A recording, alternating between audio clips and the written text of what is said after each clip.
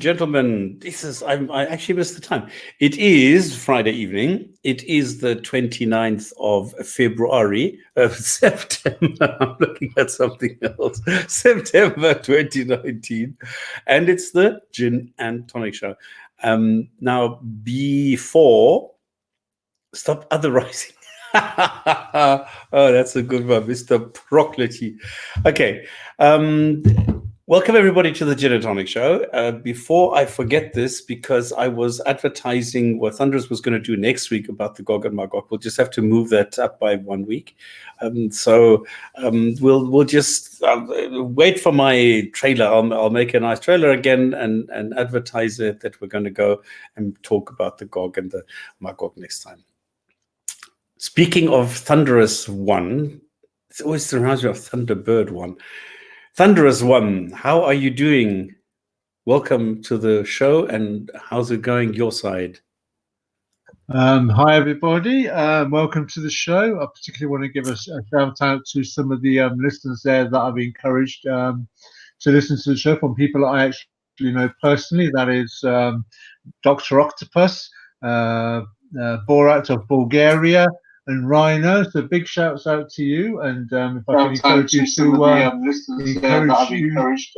listen to, for your friends to listen to the show as well, so you can pass this round. That would be good. Feel free to leave comments in the side chat. But to everybody else, our usual listeners, I would like to give you a very warm welcome to the show, and hopefully we can have plenty of comments that we can answer. Some encouraging comments will be good as well.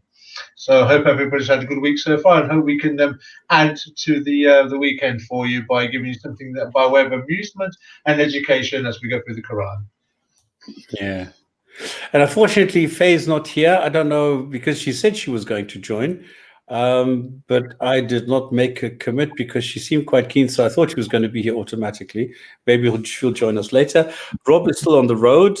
He has some communication problems because he's in a dark spot, what he calls it, so he's going to be joining us a bit later, he says. So, as always, Gin and Tonic Show, we talk about Islam. So this is Jinn, as in the jinn, and not jinn as in the drink. So jinn are the demons in Islam, made out of fire, made out of smokeless fire, so they say, where they, funny enough, get the same punishment as humans, which is roasting in hell, which for fire, I don't think is going to be such a huge punishment. But then it's a little bit illogical anyway. So we talk about Islam, and we put up exactly things like these. Okay, we look at Islam using logical thinking, using rational thinking, using reasoning, and what we do is we do not attack Islam. We do not attack, moreover, more than that, even more importantly, we don't attack Muslims, not individual Muslims, simply because they are Muslims. If somebody is a stupid, idiotic, uneducated, obtuse, and ignorant, willfully ignorant Muslim, then I will tell him so. I will try and educate him, and if he doesn't want to listen, well, then that's it.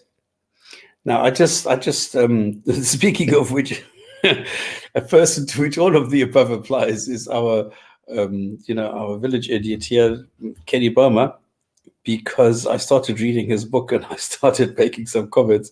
Oh my God, that is such a mess. That is such a mess. Like he starts off as a as somebody who knows everything about Islam, knows a lot about Quran and things like that, where we know. I mean, come on, as soon as somebody knows a little bit about Islam and Quran, you can see he doesn't. He's got a very superficial knowledge there. But he's so full of himself. And the way that it works is he takes up something and then he writes a couple of sentences and then he starts a rant. Like he starts like a preacher would to a congregation. And this is how he writes. And it's terrible style. Where the funny thing is, I now have started a paragraph which is written totally different. It's like in the Quran, where different people wrote different parts of the Quran. It's like this book was also written by different people, because the style suddenly is quite quite pleasing. It's much easier to read than the other ones. I mean, the content still doesn't make sense, but it's not as stupid as the first 3 paragraphs. So it's quite weird, but it's still full of grammar and full of other mistakes and things like that. And he always said, you will not find a single mistake. It's like in the Quran. Well, if you read it, you do. Anyway, so I'm going to go through that. So it's not that we always attack Muslims, but if somebody is being a bit stupid, then we will tell them and we will correct him.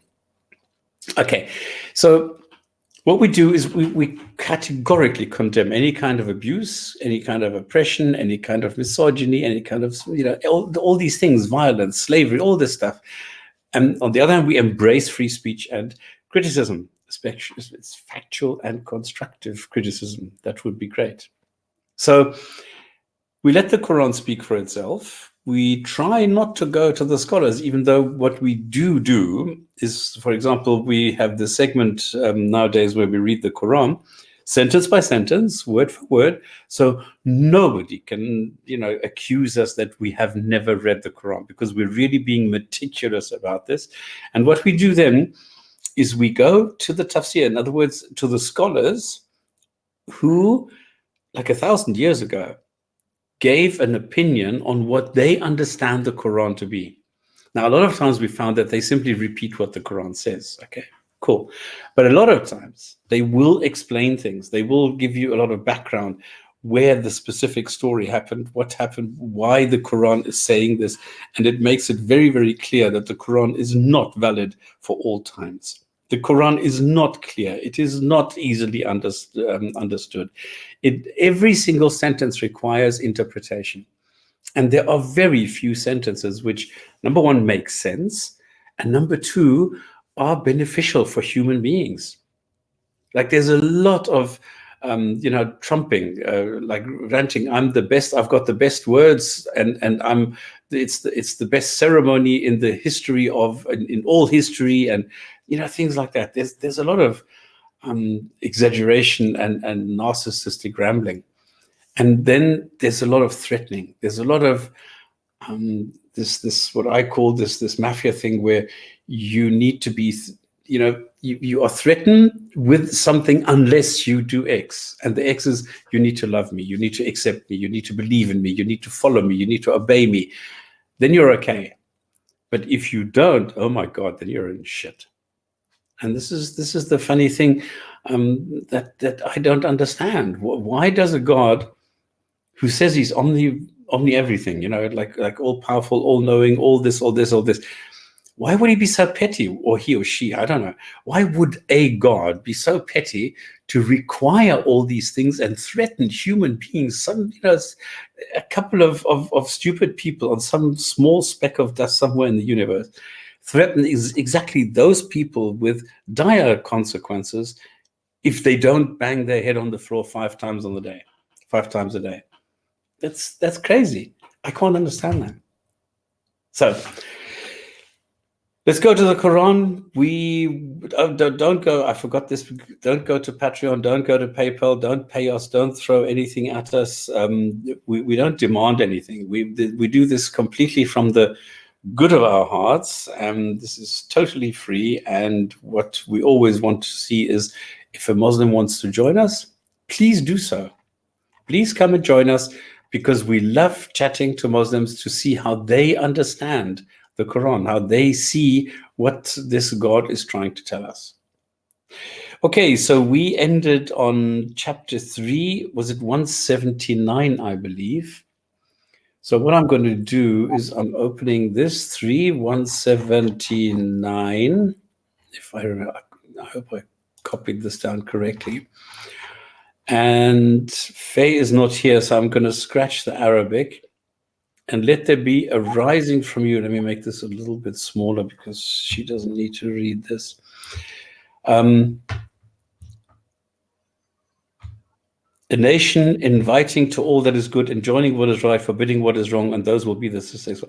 This is exactly, let me just share screen, show you what we're talking about. Like that, huh? No, like that. That's better. So this is exactly the kind of sentence that I was talking about just now. That this God says that you know, you should be people who do everything that is good and what is right, and don't do what is wrong. And those are the ones who are going to be successful, who attain felicity, because the others are going to be punished, horribly so. And this is exactly the kind of a sentence that we're talking about here, where you need to do X, otherwise punishment. And if you do as you're told, there's a chance, okay? There's no guarantee. There's just a chance that you might get a reward, that you will go to heaven, which is deemed a reward for some reason. But there's still no guarantee that you will. So this is quite strange. Okay, so we go to 180. And let not those who withhold what Allah has given them of his bounty ever think that is better for them. Rather, it is worse for them. Their necks will be encircled by what they withheld on the day of resurrection. And to Allah belongs the heritage of the heavens and the earth, and Allah with what you do is acquainted. Now that didn't make much sense to me. Let me try Yusuf Ali. Let not those who covetously withhold the gifts which Allah hath given them in his grace think that is good for them. Nay, it will be the worse for them. Soon shall the things which they covetously withheld be tied to the necks like a twisted collar on the day of judgment.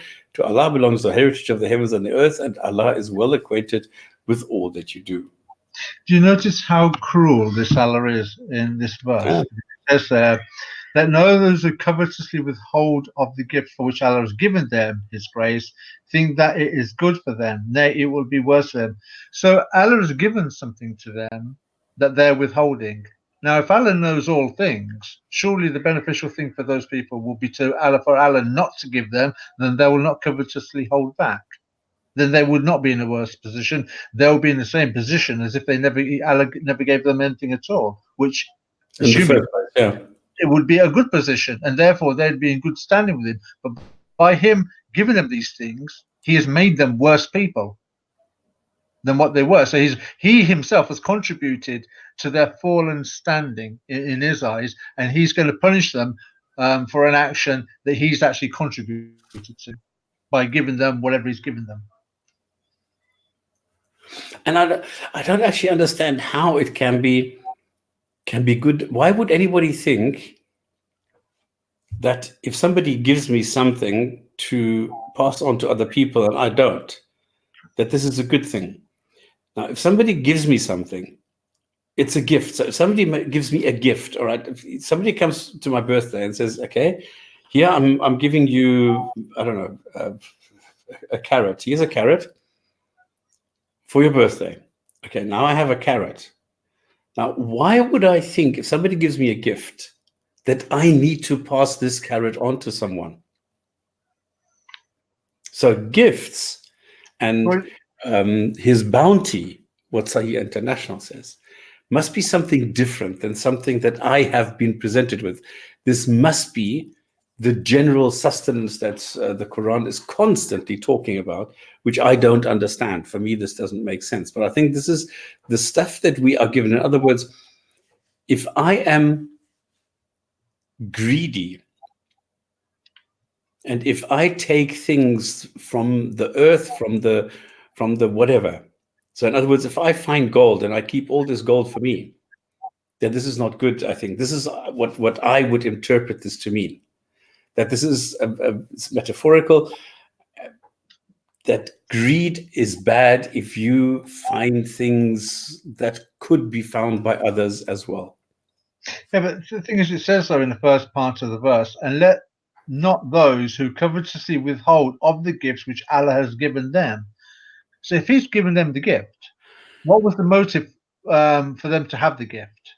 First of all, this is the thing. This is what threw me in the beginning, because I think the gift is actually what is presented in general.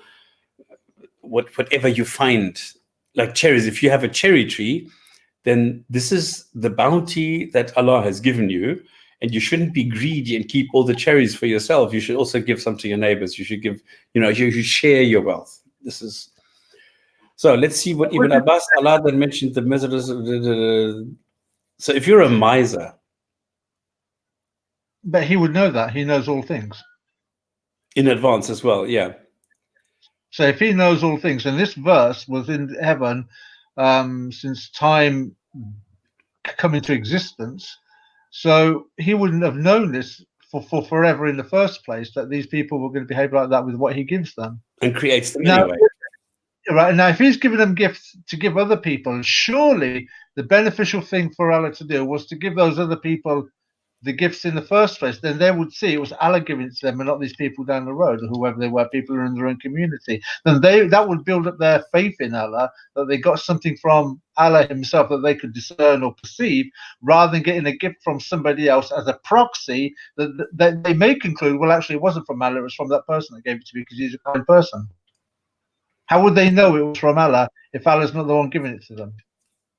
And then the other thing is, if you think about it, as Rob would ask now, would there be a better way of describing it? Yes. It would just say, don't be a miser, don't be greedy. That's it. Instead, in the language of knowledge and according to the Sharia, niggardliness. I've never heard this word.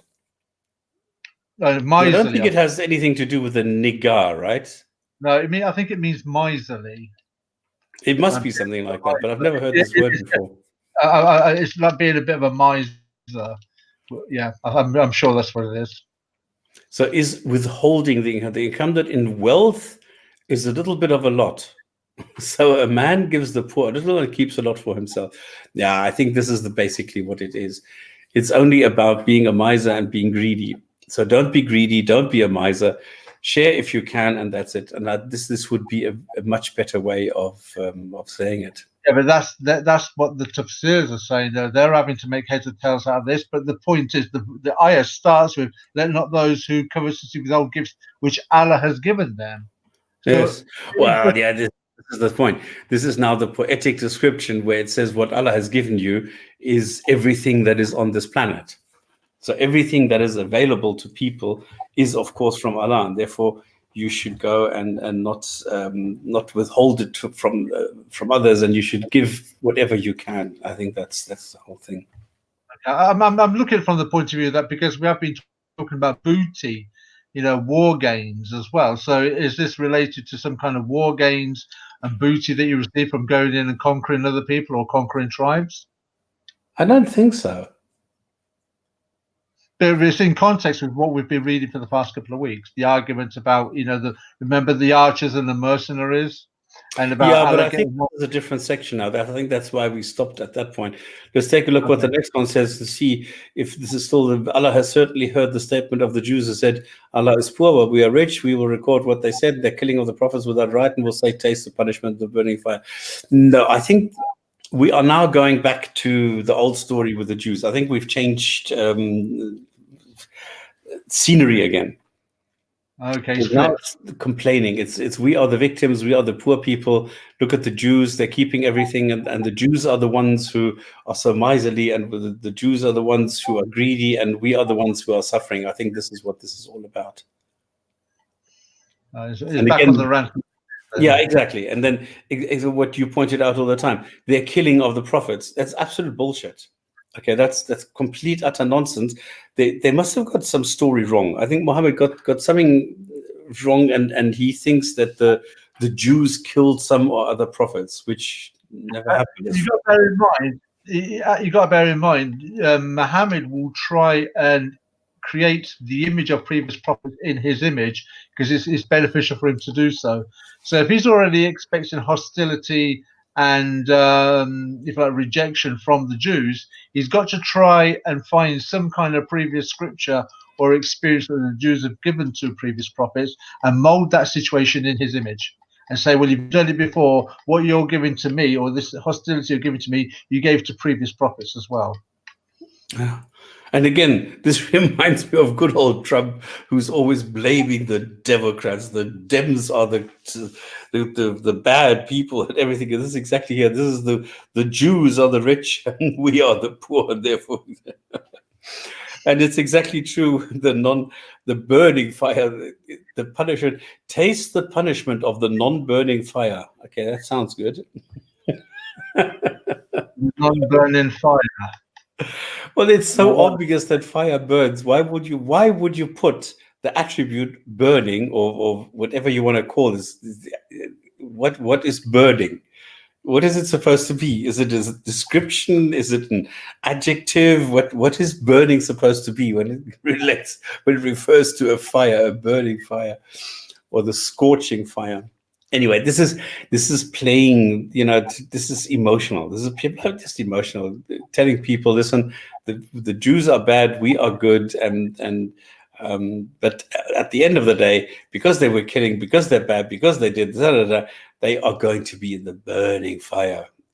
It's just making it even worse instead of saying just the fire. All right, then 82, that is for what your hands have put forth, and because Allah is not ever unjust to his servants. Hang on, I don't get this. What did I do now?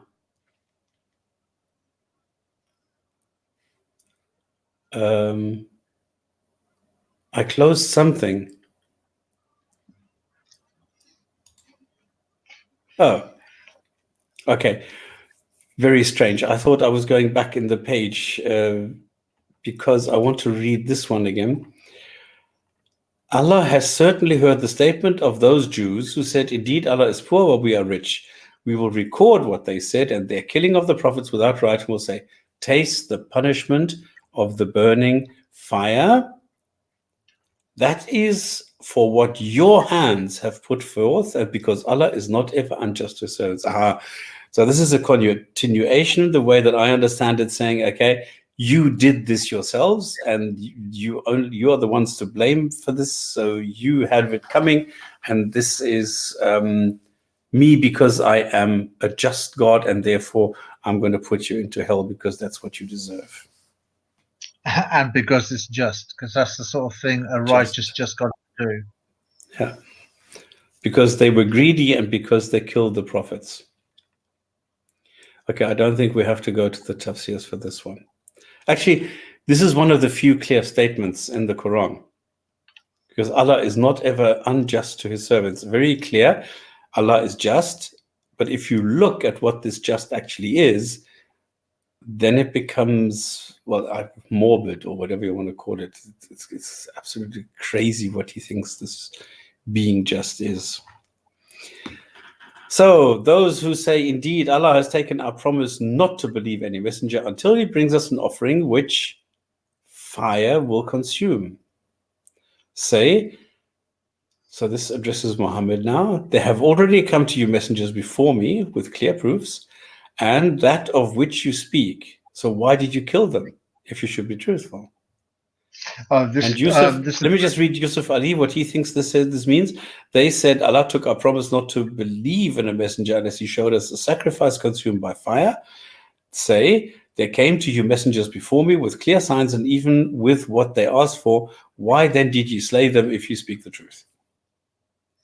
Yeah, I know what he's referring to here. In another piece of religious literature, there is a prophet. He wasn't asked by the nation of Israel, like, can you show us a sign to prove that you're from God? The situation there, if this isn't apologetics, this is referring to another piece of literature to try and tie in what Muhammad is saying here. It's referring to, I think it's 1 Kings or 2 Kings, it's the prophet Elijah at Mount Carmel with the Baal worshippers, and the challenge was set out. The Baal worshippers, you put a bull over there on that pyre and call out to God. I'll put a bull over here on this pyre and I'll soak it with loads of water, and you call out on your God, I'll call out on my God, and we'll see if fire will come down and consume one of these. And The true God will answer, and the true God's prophets, the true God, will speak for the right prophet. That's what the situation was. Because I've actually referred to this before, because there's actually a bit of mockery taking place here as well about applying physical realities to the spirit realm, which doesn't make sense. Yeah. But that at another time. But the point being, he's referring to this and saying, well, fire came out of heaven, which that piece of literature in First and Second Kings does relate to. And he's trying to apply it himself, saying, well, it didn't make a difference. Well, that's not what that piece of literature is saying. But he's trying to twist the story and trying to apply it to himself, saying, well, even if I did call out fire from heaven, you wouldn't believe me. Well, no other prophet was asked, if you like, by his followers, well, prove to us that you're a prophet by doing some kind of miracle. Yeah, but hang on, he doesn't want fire. No, or any kind of miracle. He's saying, look, he's using one example there of fire because that's the only thing he can remember. You got to bear in mind, what does Muhammad know? He doesn't know what the previous 123,999 prophets have said. He only knows bits and pieces from what those prophets have said. If he knew, then he wouldn't say 123,999 because that's just okay. But why would people say we should not believe any messenger until he brings us something which can burn? Well, look at the instances in the past. All I can see from this is there was a situation in the past in another piece of literature that talks about a prophet and fire coming from heaven. He's trying to twist that story into his own image, his own situation, saying, well, I could call from fire, but it's not going to make any difference because you're not going to believe me, because previously it didn't make a difference when fire came from heaven. But come on, if somebody brings something that is burnt, what the hell is that supposed to be? How can you have anything that is burnt as a kind of like evidence that this is a messenger, that this is a prophet? No, it is talking about literal fire, like you're standing there and a bolt of fire comes out from the heavens, from the clouds above you, and does some kind of miraculous thing in front of your eyes. They're asking for that kind of miracle to take place for them to believe him. And he's saying, well, I could do, but I'm not going to because you wouldn't believe me if it happened. Yeah, but if you take consumed by fire out of it, then he says, unless he showed us a sacrifice. Yeah, but it says consumed by fire from heaven. But a sacrifice can be, I don't know, a chicken. Yeah, it could be. It could be anything. But the point is, the fire is where the fire is coming from. That's the point. It's where the fire is coming from. That's the whole argument. So it's not the sacrifice, because show us a sacrifice consumed by fire. In other words... But that's going back to the Mount Carmel situation. This is what I'm saying. That story was of two bulls being sacrificed. No, this I understand. But he can't. But the point of this situation isn't the sacrifice; it's the point of the fire to prove he's a prophet. He can stand there and do sacrifice. What he's saying is, give us a bolt of lightning from heaven. Basically, in effect, that's what they're asking for. And he's saying, "Well, I could do, but you wouldn't believe me." Yeah, but you never believe. Then the sacrifice is a red herring. This is useless. They don't want the sacrifice. Yeah, absolutely. They don't even know what the meaning of the sacrifice is because they don't believe in original sin anyway. The nation of Israel only ever did the sacrifices of animals because it was a reflection of, if you like, in their parlance, their condition standing before God with reference to original sin. Right. Muslims don't believe in original sin. So the whole point of sacrifices to Muslims makes no sense. So they're not going to be talking about, Muslims are not going to be talking about sacrifices because it means nothing to them. But as far as Muhammad's concerned, if a bolt of lightning came out of heaven or a bolt of fire came out from heaven, that would prove he's a prophet. But he knows that's not going to happen. So he's got to try and get out of that situation. They said, prove you're a prophet. Let's see if fire come out of heaven.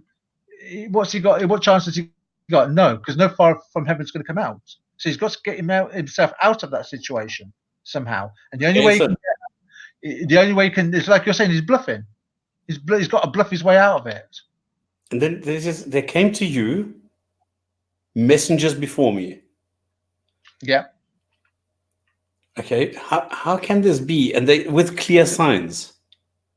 Some of them did, yes. Yeah, but they If say you that go by the the clear religion of signs in the Bible are not true signs. They have been falsified. So how do you know which ones are correct and which ones are wrong? but okay, then you say falsified, okay, and you know what my stand is on it, but let's not argue on it. Let's look at it from that point of view of what Muhammad's situation is, okay, at the time. From all of those people's point of view, at that moment in time, there was no the biblical narrative is fake. They believed it. The Jews in their ascension, the Christians in their ascension. They believed it. Muhammad is trying to appeal to them, isn't he? He's trying to appeal to the Jews who have those miracles in their literature. And they're asking for him, well, if you want us to believe you, Muhammad, show us by doing a miracle. But he can't do a miracle. So he's got to get out of them asking him again about the miracle. So he's basically saying, well, if I did do the miracle, you wouldn't believe me anyway. Okay, and Faye, the dizzy blonde, has most graciously joined us. Excellent. How are you, lady? I'm good. I just got back from work. Okay, good. How are you? It's a good way to Good to spend see your time Friday afternoon after a good day's work. Yes. Can you see what's on the screen? Tell us what it says, because we're a little bit stumped here, because you have to have some background knowledge here, and this doesn't really make any sense when you read the Quran this way. Well, catch me up. What part are you on? Well, it says here that Allah has taken our promise not to believe any messenger until he brings us an offering with fire from heaven, which will be consumed. Which fire bring an offering which fire will consume.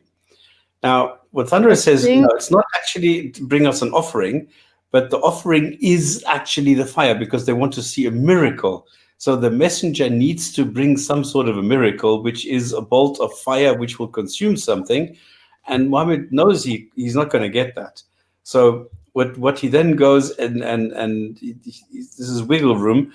They have already come to you, messengers with clear proofs. So why did you kill them if you should be true? So even if I'm going to do this, you're not going to believe me. So bloody hell, I'm not even going to bother doing that. You'll just have to go and believe me. Yeah, so the context for this, I don't know the specific incident, but the context for this is that the Jews of Medina wanted proof from him that he was a messenger, because all their other messengers had like these cool miracles and stories and stuff, and Muhammad kind of had nothing at this point. Exactly. So they wanted a miracle of fire, because fire is like, it's a big thing in the Judaic traditions. Like Ibrahim was burned in fire. Well, he was put in fire that didn't burn him. Moses had a burning bush. There's like a lot of fire in Judaic traditions. So they wanted this sign from him. And he said, well, you guys had messengers before, but you guys killed them. So I'm not going to give you a miracle, sort of thing. Okay, but now I just said if there came messengers before me with clear signs, but if I look at the clear messages, the clear signs, the clear everything from before, what was that? That was the Bible. Yeah, but the Bible was corrupted, so as was the Torah. So what is the clear sign? Who's going to tell me what is clear? The signs he's referring to, the signs he's referring to are miracles. He's not referring to scripture. That's right. And you have to bear in mind, with Muhammad, you don't know what scripture he's referring to, because Faye, you just mentioned there about Abraham and the fire. That's not a biblical narrative. That sounds more like the Talmud. So he's getting his Judeo history jumbled up. Sometimes he's quoting from, say, the Hebrew scriptures, and more often than not, though, he's actually quoting from the Talmud. Ah. Yeah, because most of the stories you find in the Quran, they're actually not biblical. They're actually Talmud stories. Stories from the Talmud. The Talmud, yeah. Ah, okay. But yeah, the signs that he's what about scripture. You were talking both at the same time. Sorry. So the signs that he's referring to are not about scripture. He's talking about because the Jews of Medina wanted a miracle, and Muhammad can't bring them a miracle, so this is his sly cop out. Yep. Yeah. Okay. 184. Oh, let me switch on Arabic because I switched that off. Do you want to do your stunt? Sure. I need to turn my phone around so I can see that. But be careful, Faye. I don't want to start reverting. You read it upside Sorry? down? You read upside down? No, I just needed to rotate my screen so that the writing comes out a little bit bigger. Oh, I thought you wanted it upside down. I mean, Why you would I know want if it your upside nose is running and your feet are smelling, you're upside down, right? You know that one.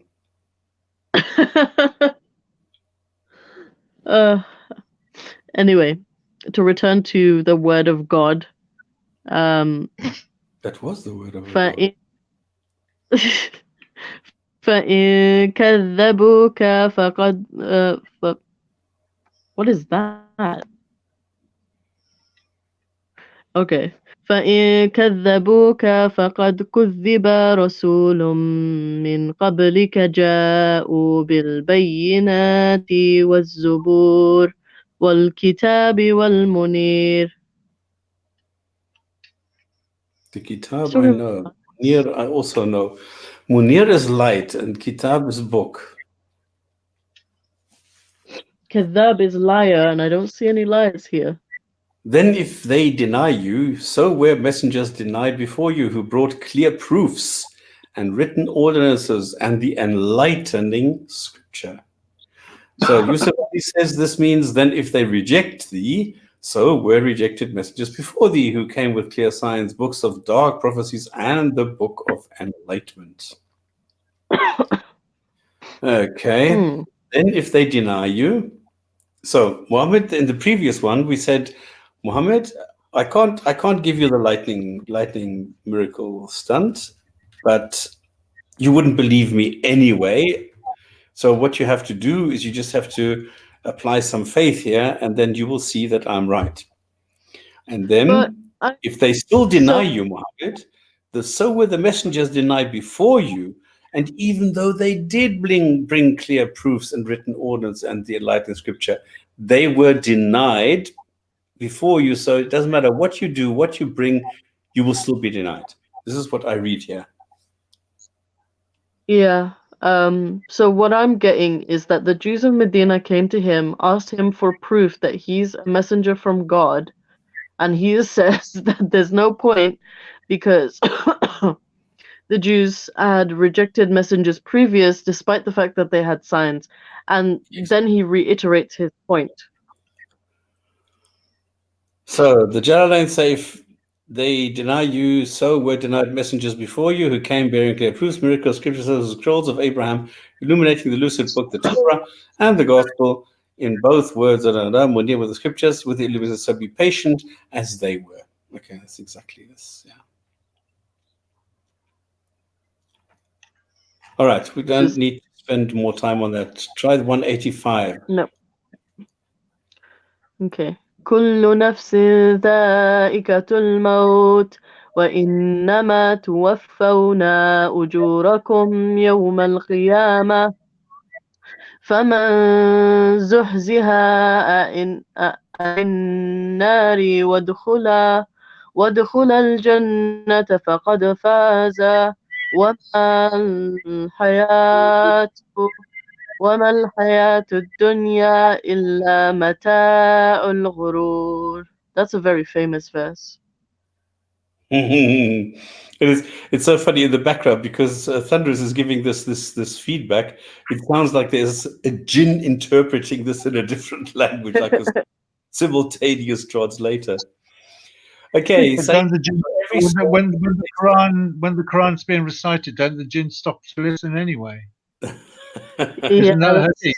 Every time you just thinking about the power that you have on this channel, Faye, jinn are stopping to listen to you recite the Quran. You have power over jinn. Did you know that? I didn't. I don't know how they're holding back their laughter. Listen, I want to say that, babe. I feel like going to the Jummah prayer at the moment, the way you're reciting. Thank you. Every soul will taste death, and you will only be given compensation on the day of resurrection. So he who is drawn away from the fire and admitted to paradise has attained. Well, his desire doesn't exist. And what is the life of this world except the enjoyment of delusion? Yeah. Every soul shall have a taste of death, and only on the day of judgment shall you be paid your full recompense. Only he who is saved from the fire and admitted to the garden will have attained the object. For the life of this world is but goods and the chattels of deception. Yeah. So this is actually quite a famous Makki verse. Kullu nafsin dha'ikatul maut is like a phrase that is frequently used in Muslim circles to remind people that this life is temporary. Huh? Is that every soul will taste death? Yeah. Okay. What about the angels? Do the angels taste death then? Because they're surely living souls. They do. They will actually when the day of judgment happens. Good angels are loyal to Allah. Well, they've got no choice but to be loyal to Allah because their mind doesn't have no free will. They will taste death as well. Yeah, everything will taste death when the horn is blasted. Okay, so does it? Because it says here, every soul shall have a taste of death, and only on the day of judgment. That to me reads like up until the day of judgment, everything will die before the day of judgment and have a taste of death. Or is that saying on the day of judgment or post day of judgment, at some point, every soul have a taste of death? When is this death going to come for, say, the angels? So every soul will taste death. That phrase, it really should stand on its own if this was a real book from God and the poetry actually lined up. But every soul will taste death is in reference to everything that Allah created in Islamic mythology. So every soul, even the angels, will taste death when the trumpet of the last day is blasted. And the second part of the verse, you will only be given your full compensation on the day of resurrection, is referenced to only free-willed creatures. Okay, so just going back to the first point there, Faye, then it says that every soul shall taste death, and you're saying on the day of judgment, the angels will taste death. How long Just is the before. day of judgment? So that would mean then, at that one moment in time, nothing's in existence because they're all tasting death, but for Allah, He's on His own. Yeah. And the death, we're asking what the death period is before the day of judgment. In the hadith, I think the only number that's stated is 40, but the units aren't given. 40, so it could be 40 seconds, it could be 40 minutes, 40 hours, 40 days, weeks, months, or years, or millennium. Yeah, there will be 40. What is the point of, in Islamic parlance, what's the point of the angels tasting death? I don't know, the might of Allah, I guess. No, it's just showing people the inevitable. You are going to die. Yeah, but I don't see the point of the angels. What happens afterwards? So this is the whole point. Everybody's going to die, and your life and your death are going to be the same. It's then that things change, because the people who obeyed me are then going to go and get their recompense, their reward, and the others not. But why do they? Okay, I get that. But why do the angels who have been living alongside Allah since the moment He created them, doing His bidding, okay, praying to Him and such, why are they going to taste death? What is the point of a creature that has no free will, has no mind of its own, okay, that's loyal to Allah because it's got no choice, going to taste death? Because it needs to be, because every day 70,000 are created fresh, only for the enjoyment of Allah. So where are they going to go? Of course they need to die, otherwise there would be like too many angels. Too much traffic. He's going to resurrect them, though. They're going to taste death, then they're going to come back alive and get a reward. Angels are not resurrected. Angels, so they're die off and then they're recreated. No, they're resurrected. So Allah's creatures. So what I'm trying to get the sequence here. So they are killed by Allah, or they're basically, for all intents and purposes, killed by Allah because they don't have a particular lifespan, do they? They're going to be killed by Allah because they've got to taste death. These are loyal creatures. have no mind of their own and no free will. Allah's going to kill them. They're going to be dead for 40 hours, 40 years, When 4,000, 40,000 years, and then he's going to resurrect them. What is the when point of that? What does that mean? the first time that I read up on this verse and the first time I studied this verse, I was told a story, and I'm not sure what the source is. It's probably in the Hadith. That on the day of judgment, even the angel of death, who will appear as a ram, will be put to death, which will signify So, like the new era of eternal life. but if you've been loyal to God, what is the point of death? See, death. Because Really, Allah's whole theme is that he's sadistic. There doesn't have to be a reason. He just does what he wants. I think. but I'm trying to understand Yeah, this. but It's got to Thunderous, make well, I think, yeah, but Thunderous, I think what you're doing is you're looking at death as something completely different. Death is not is natural. Everything dies. Okay, so there's no punishment. There's no negativity here. But I don't understand why the angels are going to die. I can Why understand. not? Why shouldn't angels die? But why did he create them? Okay, he creates them because they're going to. I know the hadith about the 70,000 every day, and they keep coming in, 70,000 more created just to worship him. Then they go off somewhere doing what? Standing there. They've just prayed. Allah's created them to pray to him. Then they're shut out to the side, and they're standing there doing nothing up until the day of judgment. Then Allah's going to kill them because they've got to die. I don't understand, why did he create them just to pray to him for a day? Then he puts them in over to the side, the pasture, some kind of area for them to graze in, doing nothing for thousands of years, and then he's going to kill them. I don't understand the point of their existence and why they've got to die and why they're going to be resurrected, because they're not mindful of what they're doing. They have no free will and they have no capacity for intellectual thought. I mean, you could say the same thing about animals, except that animals don't even serve Allah. They're just here. Yeah, but we go. Yeah, but that's a whole subject in itself that we could get into. But I'm just trying to understand the whole point of Allah creating. I think you're looking for meaning where there just isn't one. Exactly. That's exactly the point. That's the point of asking questions. That's the whole point. There is nothing here. None of this makes sense. That's the point I'm trying to make. That there are three people here from different schools of thought, and nobody can make sense out of this. Yet this is supposed to be a book made clear, a book easy to understand.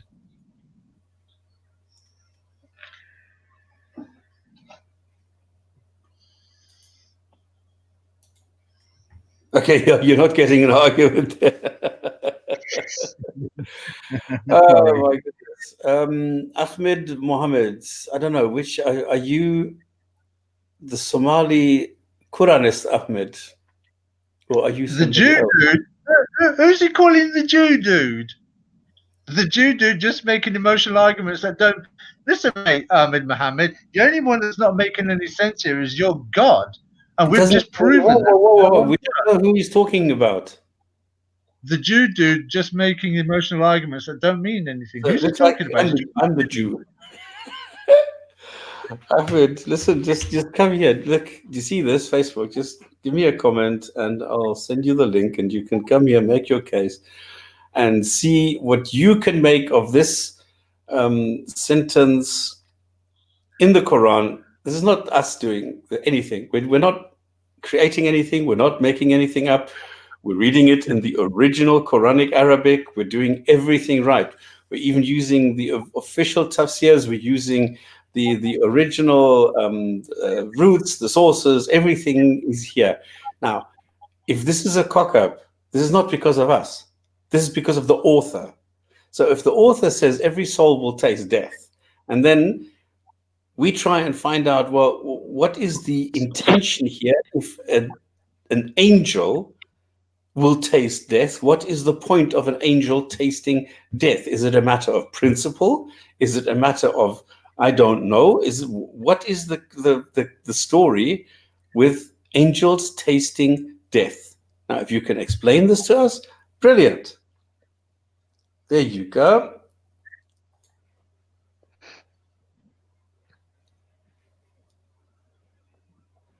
Let me just get the show ID.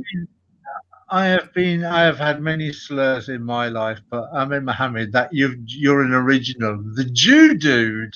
Oh man, Jew dude. That's a first. I'll give fair play to you, Ahmed. You've made me smile. I'll remember that forever. And it's not an app. Okay, this is just a normal standard browser where you just enter this link, and then what happens is you come to a StreamYard site, and I will see you in the in the hosting area, and then I will activate you, and then you can chat. Just make sure you have a microphone that is working. Not stops the other dude, so it must be Thunderous. Thunderous, you're a Jew. Sorry about that.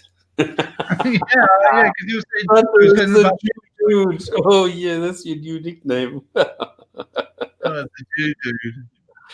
Okay, Ahmed Mohammed, did you get? Oh, you must have, because you must have in the Facebook thing. I sent you the link. He's saying, what's it called? It's there. It says there, StreamYard. It's not an app, okay? It just opens in a browser. This is the beauty. You don't. There's no risk of catching viruses or anything like that. It opens in a standard browser. Thunder Jew, yo. Thunder Jew. You can clearly Jew. Oh mate. Oh, this is turning into a parody, isn't it? It's a mockery show. Ahmed, I'm using a phone. I'm using a phone. You can use the website on a phone. Oh man, I've got to write all this down. I'm not going to remember all of these. Thunder Jew. I'm fucking out loud. Oh, this is brilliant. Thunderous the Jew dudes. Okay, Ahmed, are you going to? Because I'm on a phone. I don't think it'll work on some websites. It's if you have a. I'm on a phone. I'm on a phone. It works. Yeah, but there are some. Faye, are you on Safari? Are you on Apple? I'm on Chrome. Because the problem is with some Apple Safari versions, it doesn't work. Yeah, but you can get Chrome on Safari on an Apple phone. It should work fine. Okay, just carry on trying this. There's no big deal. Even old Blondie here made it. Dizzy Blonde.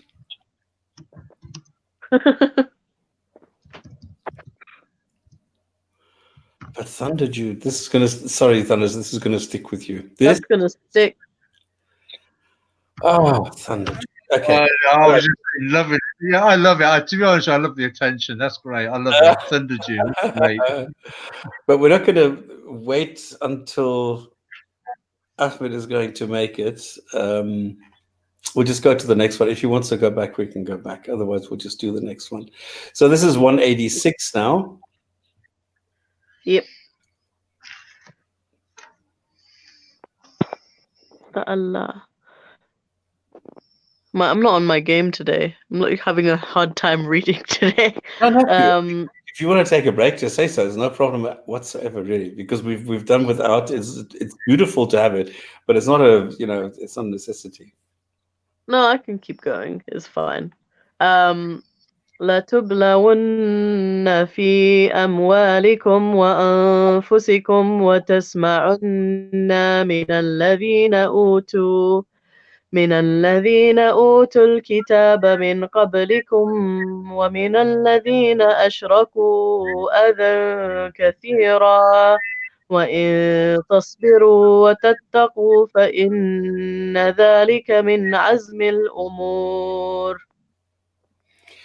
Sahih International says, you will surely be tested in your positions and in yourselves, and you will surely hear from those who were given the scripture before you and from those who will associate others with Allah, much abuse. But if you are patient and fear Allah indeed, that is of the matters of determination. And Yusuf Ali says, ye shall certainly be tried and tested in your positions and in your personal selves, and ye shall certainly hear much that will grieve you from those who received the book before you and from those who worship many gods. But if if ye persevere patiently and guard against evil, then that will be a determining factor in all affairs. Welcome, Rob. What do you say to this? Good evening, folks. Good evening. Device. Faye and Thunderous Hey, and Stops. Hey, How are you folks? I'm fine. Thank you. Ahmed, it says here your guest will need to connect their mic cam. There you go. Now we can put you up there. Sorry, Rob. Yeah, carry on. Oh, you've got somebody else. Cool. Hi. What? Hello. Good evening. You can hear me okay? Yes. Yeah. Yeah, I'm in my office, so it's probably the best audio that I'll ever get. So good evening. I'm going to listen in. I literally just sat down at the computer now from a long drive. So I'm just going to listen in and then I'll join in as and when. Okay, cool. Maverick, do I call you Maverick or Ahmed or Muhammad?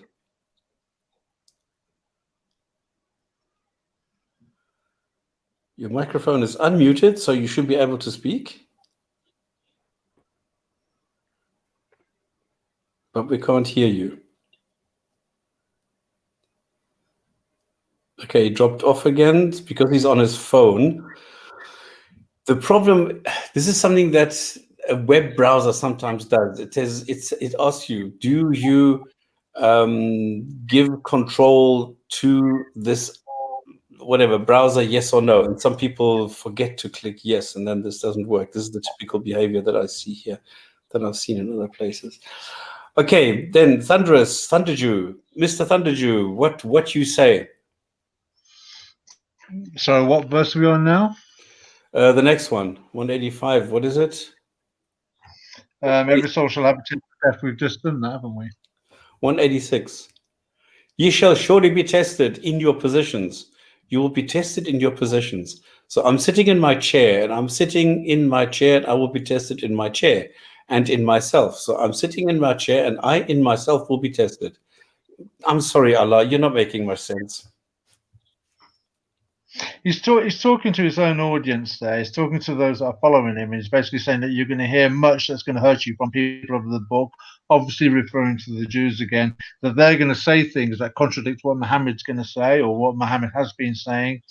Before you, from those who worship many gods, so it's obviously probably Zoroastrians or pagans or whatever heathen religions were going on at that time as well. But if you persevere patiently and guard against evil, then that will be a determining factor in all affairs. So basically saying, sit and wait, and your sitting and waiting will justify the means to the end. It's just another rant against the Jews and a reason not to believe them. But the interesting thing here is that Allah's not saying that the Bible's being corrupted. And you will surely hear from all the other much abuse, but what kind of abuse are you going to hear? What abuse can you possibly get other than you're not a prophet? Mic check. Ah, there you go. It is Ahmed, the Somali, the Quranist. Can you guys hear me? Yes. Yeah, man. Clear. All right. Sorry. Welcome. Just a second. Okay, do you want to comment on this one or do you want to comment on a different sentence? Where you guys at? Didn't hear. 186. 186. What about it? You shall Okay, but I mean, just to satisfy my curiosity, why do you think Thunderous is a Jew? Well, the reason I thought he was a Jew is because I've listened to your show quite a few times, and every single time he keeps on comparing the Quran to the Jewish scriptures, the Old Testament especially, and he's always like validating or dismissing the Quran based on those previous scriptures as some sort of a standard. So unless he's a Jew, I don't know why he would hold them up as a standard. That's not the way that it works. No. Ahmed, you need to be fair here. If I would prefer, if you do have an issue, first ask. What is happening is that Thunderous knows a lot about the history of the Quran, of the Torah, of the Bible. Side. So repeat that.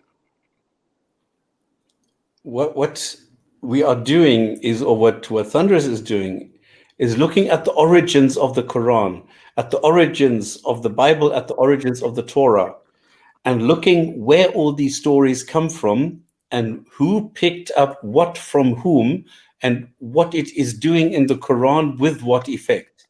So it is not taking a comparison between the Jews or the Christians or anything. It is a historic reference to what has happened. So what we are looking No, at no, no, no, no. is Well, there's a story in the Quran which we know is also in the Torah, and we know the origin in the Torah. Then we can say, aha, this is what is wrong in the Quran because it was misunderstood, because this is what it actually says. This is what's happening. So it's not that somebody is making an advertisement for Judaism or anything. It's just looking at the history and understanding where these things come from. you may say that now. You may say that now. However, from what I've heard the other gentleman, how he's approached the Quran. First and foremost, you gotta remember this: the Quran and the Prophet Islam has never denied that there is a relationship between the Torah, the Gospel, and the Quran. Exactly. So this constant, if I may just finish, this constant going on about the previous revelation must have copied, blah blah blah blah, is really uncalled for, because you're not even considering the argument that's being made here is that they all come from the same source. So to judge one based on one particular source, unless you hold that as a standard, we're not judging. We're not judging. We bear in mind that your prophet said 123,999 prophets have already gone before him. So we're not making, if you like, Islam, the Bible, the Judeo, the Hebrew scriptures and the Greek scriptures as a standard to test the Quran by. We're also using the Talmud, and we're also using guys. Don't let me ruin the show. No, I don't. It's pretty pointless for me to be here. I'm gonna let you guys, and that's that really a word. So I'll okay. So thank you for trying. Thank you for trying. Peace. That's a shame.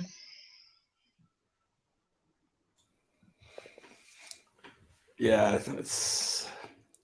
Can I just finish my point so that other listeners can hear the point that I'm trying to make? I'm not here to defend the Bible. I'm not here to defend the Hebrew scriptures or the Greek scriptures. But the Quran itself mentions these scriptures, as well as the fact that Muhammad stated in the 23 books have already gone before him. So we have to use those pieces of literature as a reference point when this religion itself cites those scriptures. You've got two narratives given of one person. So you have to compare them and say, well, why is this saying this? And why is this one in this account giving details that are totally different or totally contradicts the previous revelation? That is all. It's from a literature point of view, not any form of apologetics, not any form of polemics. It is from a comparison of two pieces of literature that are claiming to be from the same source. It's analogous to, for instance, if I sat here and I gave you one episode of EastEnders, then I gave you an episode of Star Trek The Next Generation and say that's part 2 of EastEnders. You would look at that and think the storyline, the direction, the director, everything about it, even the characters are all different. You would not agree that is one continuous harmonious story. In the same way, when we compare previous scriptures, no matter what they are, to the Quran, we're not seeing the complete narrative that is consistent in any way, not in the narrative and the tone and the dialogue of the God, nor of the prophets, nor of the accounts written therein. That's the point I want to make. Exactly. And I mean, it doesn't matter whether somebody claims that they have been corrupted, which is bullshit anyway.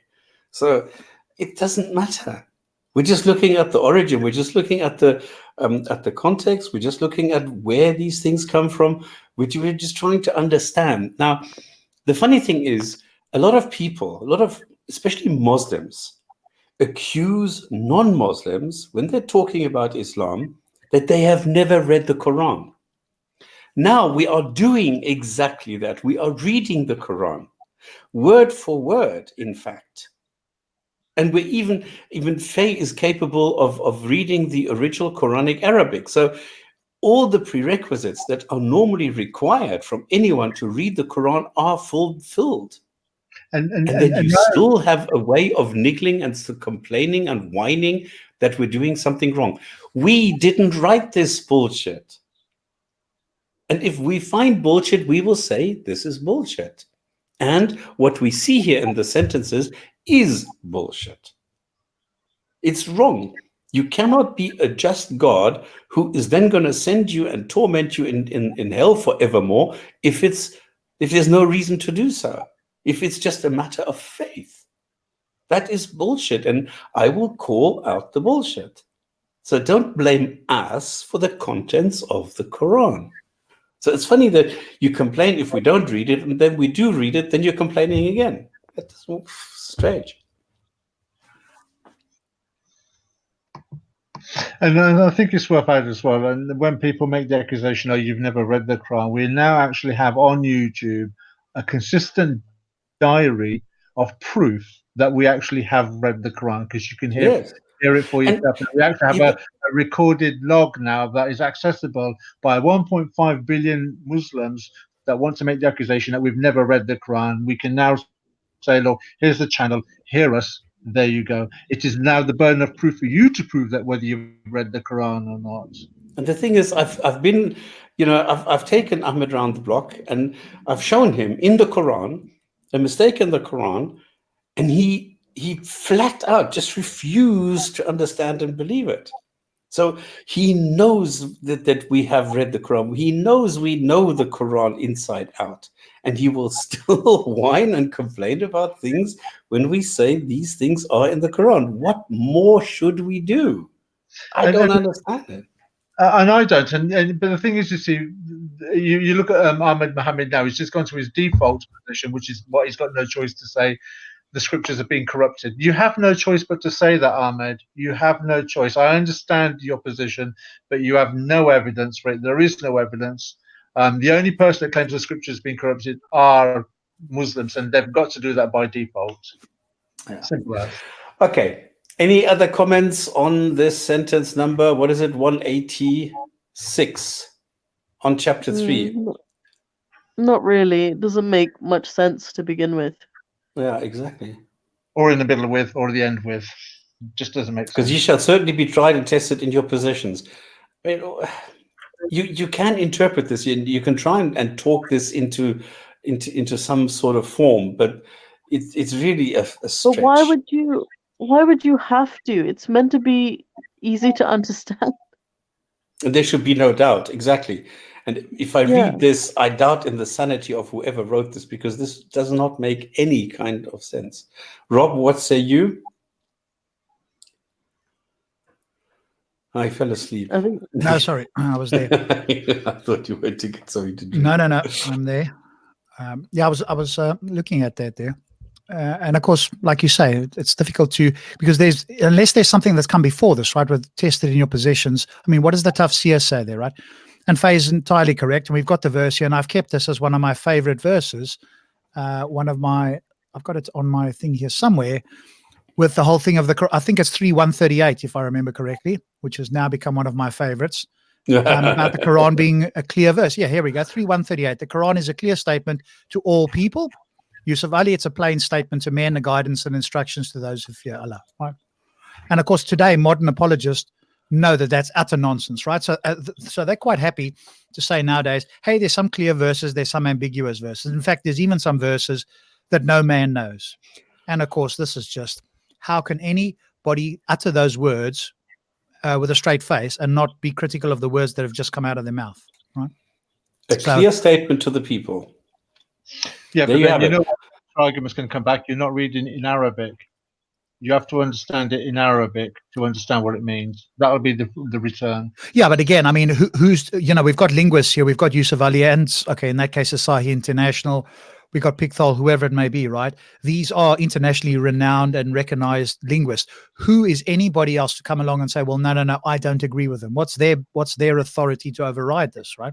And that's And what we I have asked him, right? Faye. So even if Faye came along and said, no, it's wrong, I would question Faye and say, okay, Faye, well, these people are experts in the language. I'm not saying Faye would do that, but if she said something different to that, she said, no, the Quran is ambiguous and clear. Maybe she, gave it that interpretation. I'm immediately going to ask, well, what's her basis for doing that? Why should I take her interpretation over, Pickthall or Yusuf Ali or whatever the case is, right? So I don't think that's an escape route for any of these guys, really, unless they can bring overwhelming evidence that no, Pickthall, Yusuf Ali, these renowned English translations are somehow faulty, that we've got to either abandon them or at least abandon certain verses. I'm going to use these, as does virtually every other English-speaking Muslim, right? Yeah, absolutely. So it's clear that it's supposed to be a clear book, but that's obvious nonsense. There's ambiguous verses, which they're happy to say, right? So that contradicts that verse 138. But even when there is, and it was, maybe we should do a video next week. We'll have Faye on as well. I was listening to a bus doing this thing with, I can't remember who it was. I'll find the video again. And it wasn't a long one either, actually, but I was just dumbstruck that somebody can make these statements with a straight face and presumably believe the words that are coming out of their mouth. So maybe we should do that, right? Because it's a case of, what would actually falsify this book for them? They always throw out this claim, hey, it's got a falsification test. What would falsify it? And then they give you this falsification test. You're going to love this. What Ahmed is now saying, we nag about every single verse, making our hatred obvious. Well, of course, it's a nag, right? Because, hey, we don't want to critique these verses, which is exactly what we're doing. We've just got to believe them with blind face. And then when we ask Ahmed to explain it, then what do we get? Nothing. Can I just say, we've also implemented a couple of ayahs in this as we've gone along. So since we started, I know there's been 2 occasions where I've actually said that's actually a very nice thing to say. I totally agree with that. So I know you guys have done exactly the same thing as well. So I think it's disingenuous on his part to make that statement. If we are allowed to sit around and complain about Justin Bieber in cafes, we're allowed to complain about bad poetry. You can be an atheist, but you can't be an ex-Muslim. What the fuck is wrong with you? Ahmed, come on. That's stupid. You're accusing others of making stupid sentences or making stupid things. This is a stupid thing to say, that you cannot be an ex-Muslim. Yes, there are millions of ex-Muslims. And in fact, because the claim is that everybody is born a Muslim, there are 6 billion ex-Muslims on this planet. Oh.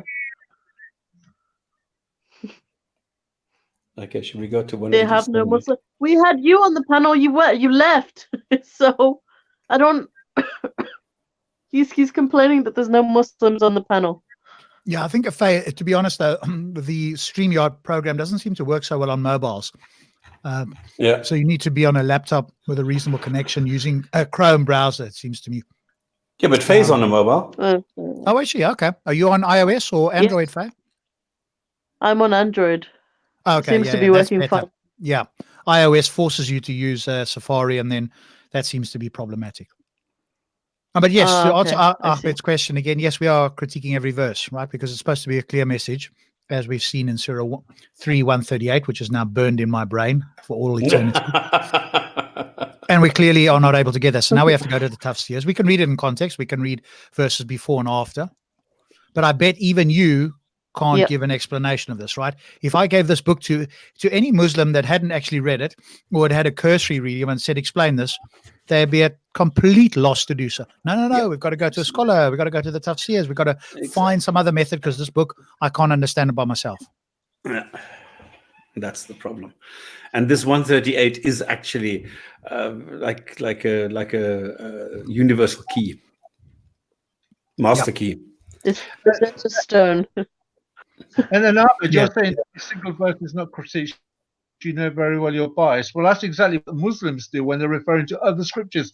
They criticize every verse unless it leans in some way to suggest that it's a prophecy about Muhammad. That's exactly what you do with every other scripture and every other religion. You do exactly the same thing. So you're just being a hypocrite now. Okay, let's leave this. I mean, Ahmed has never been one of the greatest when it comes to apologizing for the Quran. I was hoping that it was him actually, because he calls himself a Quranist, so he should be a real expert on the Quran. He should be able to explain every single sentence because he is a Quranist, and he cannot do so. And this is quite sad. And then with the big mouth, it was breaking up. Yes, of course. Yes, of course. Yeah, but to be fair, Stops, I don't think there's any Muslim alive that can explain the entire Quran, right? They've got to. Yeah, but then don't. Yeah, okay, I agree with you 100%. And I would be very sympathetic if a Muslim came to me and said, "Look, I am a Muslim. I believe this, but don't ask me to interpret the Quran." Like even hijab says, I cannot explain the inheritance era. I have to go and ask somebody because I do not know. I have more respect for somebody who tells me that I do not know than somebody who says, I'm a Quranist, I'm an expert, I have to know these things. And then he goes and buggers off and says, well, it was breaking up. Sorry. No. The interesting thing is, it'd be interesting if we can add up like all the scholars who actually admit about something in the Quran that they can't reconcile. For instance, you just will not get this. Exactly. Yes. If you add up all of them and each one mentions something different. Now, Muhammad Hijab mentioned the inheritance. Yasser al-Qadi mentioned about Gog and Magog. Yeah. If each one mentions something different, hopefully we'll get enough scholars that will say the whole Quran, logically speaking, cannot be considered reconcilable with reality or logic. Because if each one mentions something different, and if we get enough different ones, then surely by implication that's telling you the Quran can't be understood. We've got two people already. We had somebody on, and I said, I made a statement. I said, every single sentence in the Quran requires interpretation, otherwise it can't be understood. And the guy says, no, of course not. The Quran is very clear. I said, well, then show me one sentence. Give me a sentence which is very clear that does not require any kind of interpretation. And he spent, I don't know how long, quite a long time. And then he says, you're right. Everything does require interpretation. There is not something that is unclear, that is clear and understandable for us. Name a single verse that's problematic. Ahmed, give us a sentence that is not problematic. We just gave you one. 138, Ahmed.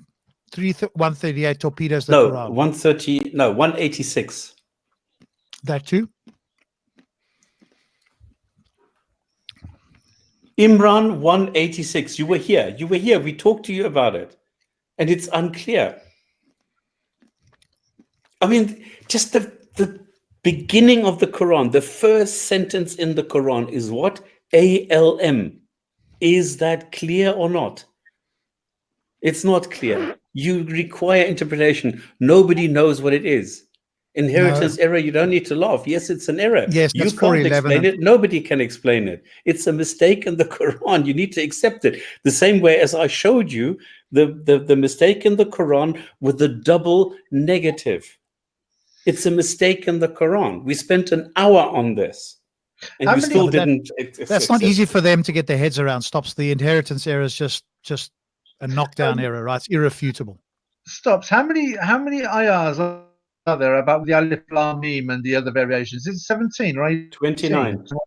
20. So that's 29 ayah already. We know that nobody can make heads or tails about. 29 ayahs in the Quran with the Alif Lam Mim or the variants of to the same thing that nobody knows what they mean. Then you got the Gog and Magog. Nobody knows what that means. Then you got the inheritance issue. Nobody can make heads or tails of it.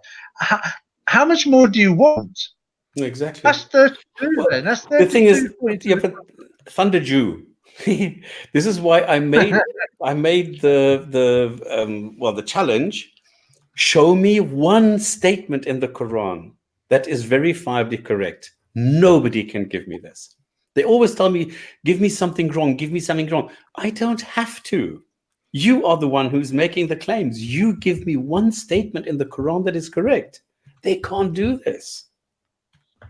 And this is, why don't you come down to Speaker's Corner? What can I do in Speaker's Corner that I can't do here now? In Speaker's Corner, do you think Rob is going to drive all the way through Britain just to spend a couple of minutes with you? Do you think that I'm going to get on a plane, fly over to London, spend a fortune in flight and hotel and transport and everything just to spend a couple of minutes with you in Speaker's Corner? I can do the same thing here. Show me a sentence, show me a statement in the Quran that is verifiably correct. Here and now, you can do it. You can't. Okay, but we've also got Discord. So I've got home. I've still got a bit of energy. We could always go to an after show on Discord. Everybody who's listening here can come on and listen in. We've got the voice chat there where people can come in. So if you want, Ahmed, we're all available on Discord. Well, I'm available. Maybe some of my colleagues here are available on Discord, on the Gin and Tonic Discord server. And there you can go and you won't have a problem with audio there. Everybody uses Discord. I use it all the time on Android and iOS. We've now got a Quran in Arabic. We've now 186 says you will surely be tested in your possessions. Please explain. You will surely be tested in your possessions.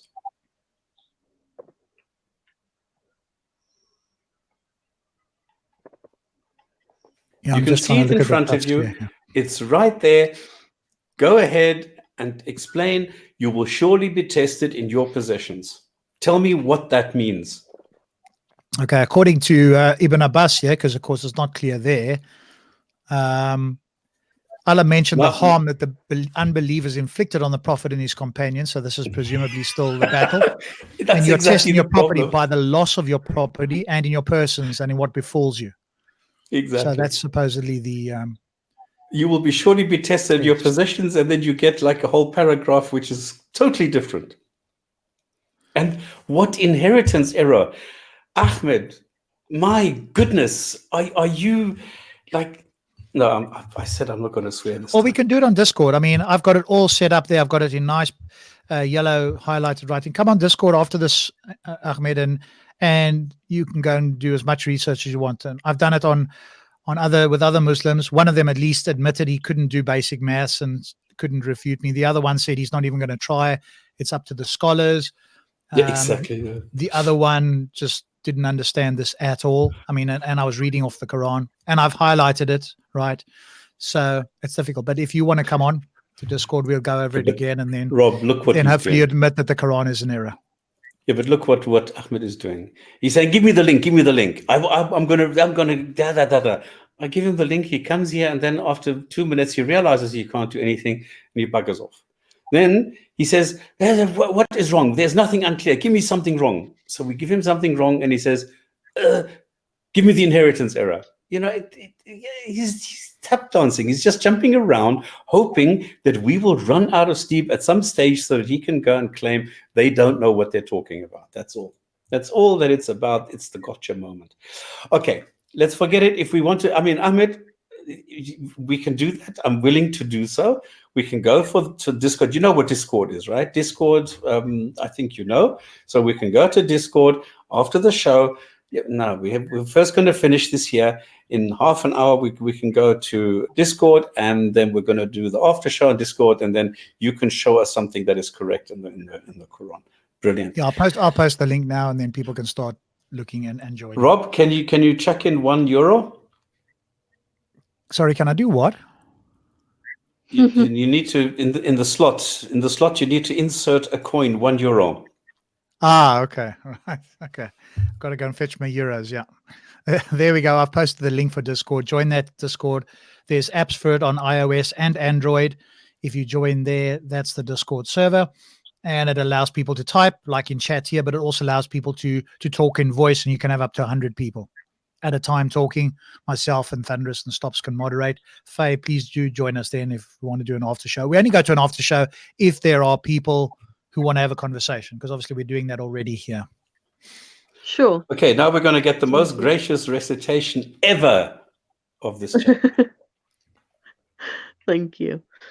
وَإِذْ أَخَذَ اللَّهُ مِيثَاقَ الَّذِينَ أُوتُوا الْكِتَابَ لَتُبَيِّنُنَّهُ لِلنَّاسِ ولا تكتمونه فنبذوه وراء ظهورهم واشتروا به ثمنا قليلا فبئس ما يشترون. Sahih International thinks this means, and when Allah took the covenant from those who were given the scripture, you must make it clear to the people and not conceal it. But they threw it away behind their backs and exchanged it for a small price. And wretched is that which they purchased.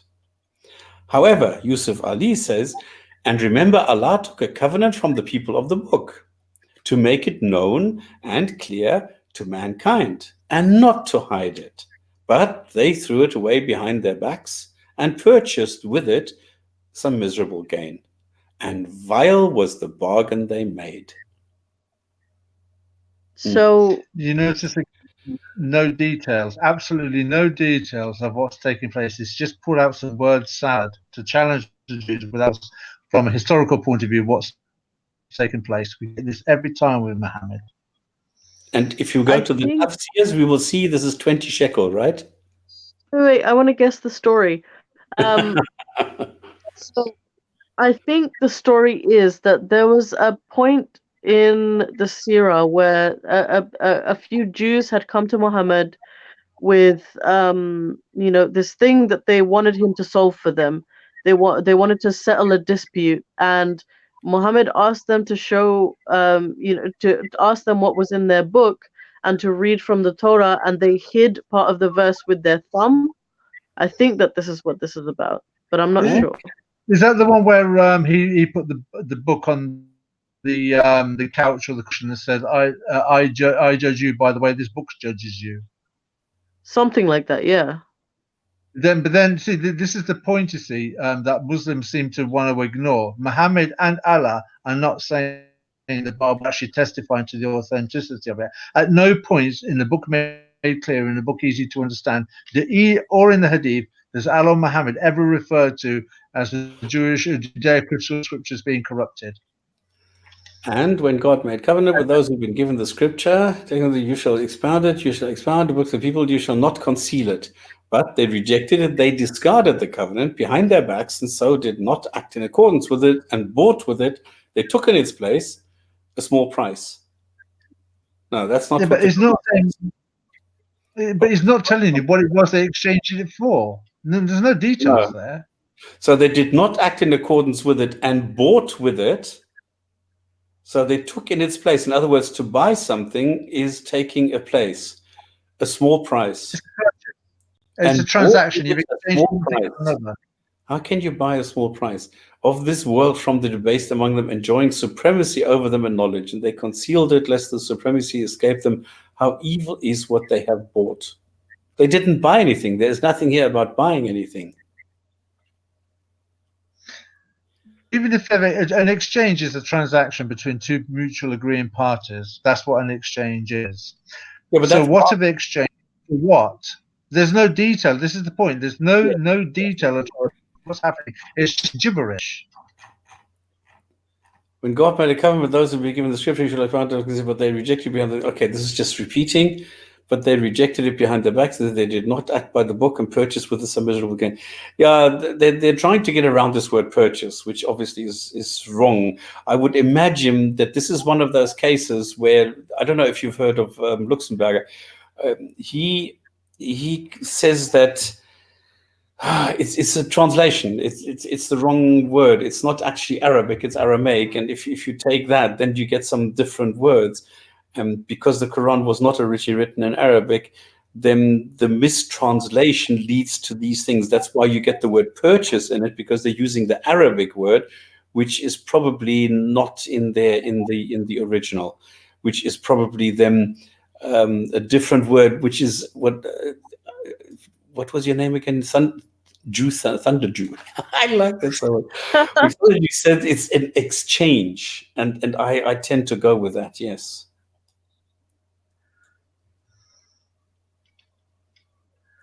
You know, I'm gonna have to make a profile with my avatar's name as.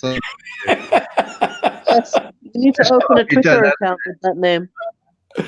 Yeah, you know what? I would, but then there might be some kind of FBI knocking on my door. That is inappropriate.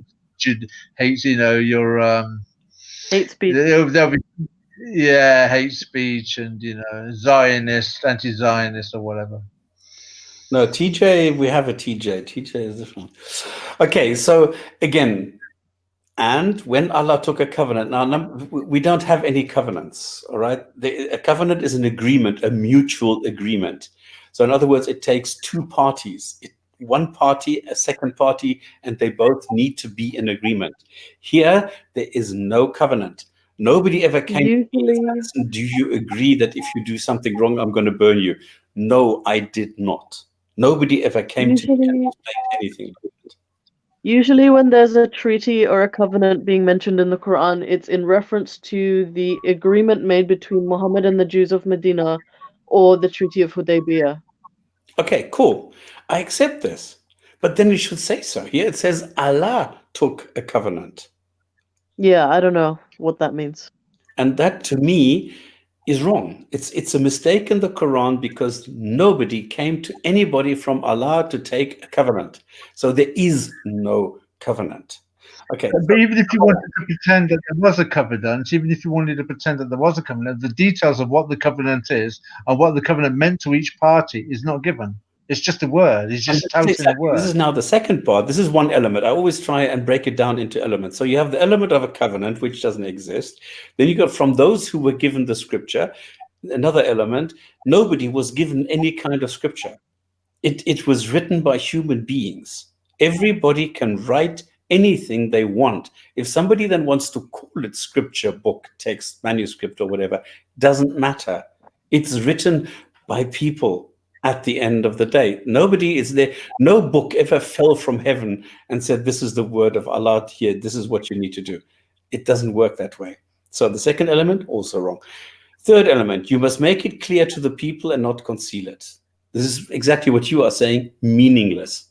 What is it and conceal what? What is the it here and what is the it there? Two different it's without any details. Next element, they threw it away behind their backs. Another it. What did they throw away? The scripture or the covenant or what they are concealing? And then they exchanged it for a small price. How much? What is the small price? There is no price. And they exchanged it. What is it for what? What did they get in exchange for it? It's wrong. I think sometimes when he says small price, he's referring to the fact that he bought stories from them. The Jews were selling him stories. So I don't know if there's a link there with selling it for a small price or exchanging it for a small price. Is the fact that he was buying stories from the Jews, allegedly. I was just reading it, like the way that it's presented to me, and just identifying the different elements that you have in these different sentences. And I've found, how many was it? I forgot the count, 6 or 7 elements, and none of them made any kind of sense without getting some sort of context or backstory or something, which I maintain a God should not require a context. A God should be so perfect in the wording. I mean, a lawyer, an attorney or something can really bring exquisite, eloquent wording that you understand 100% what they're talking about, but not like this. Okay. Anything else on this? No. 188. Faye, would you do us the honor? Of course. لا تحسبن الذين يفرحون بما أتوا ويحبون أن يحمدوا بما لم يفعلوا فلا تحسبنهم بمفازة من العذاب ولهم عذاب أليم. He's being sadistic. Okay, so this was the recitation of the Quran in its original language. And what do we think it says? And never think that those who rejoice in what they have perpetrated and like to be praised for what they did not even do, never think them, or to be, you have to have it to be, never think them to be in safety from the punishment, and for them is a painful punishment. Think not that those who exult, oh, that's a funny word, exult in what they have been brought about and love to be praised for what they have not even done. Why do I put it even? What they have not done, think, escape the penalty.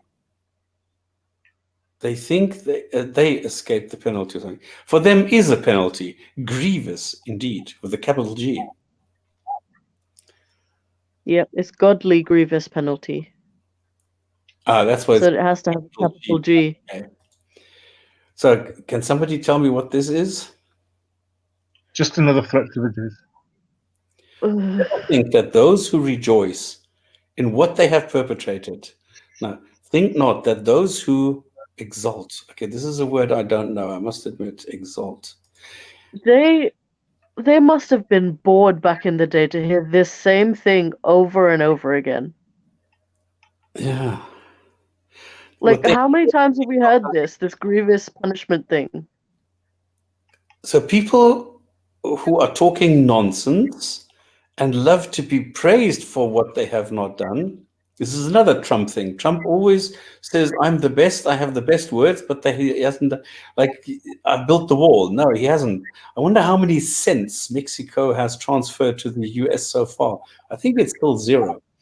Anyway, so he loves to be praised for what he's not done. Think, escape the penalty. So, and he thinks he will escape the penalty. Well, for them is a penalty, grievous indeed. So the whole story is, if you brag, you're going to get caught out. Huh. I guess. Okay. Any other opinions?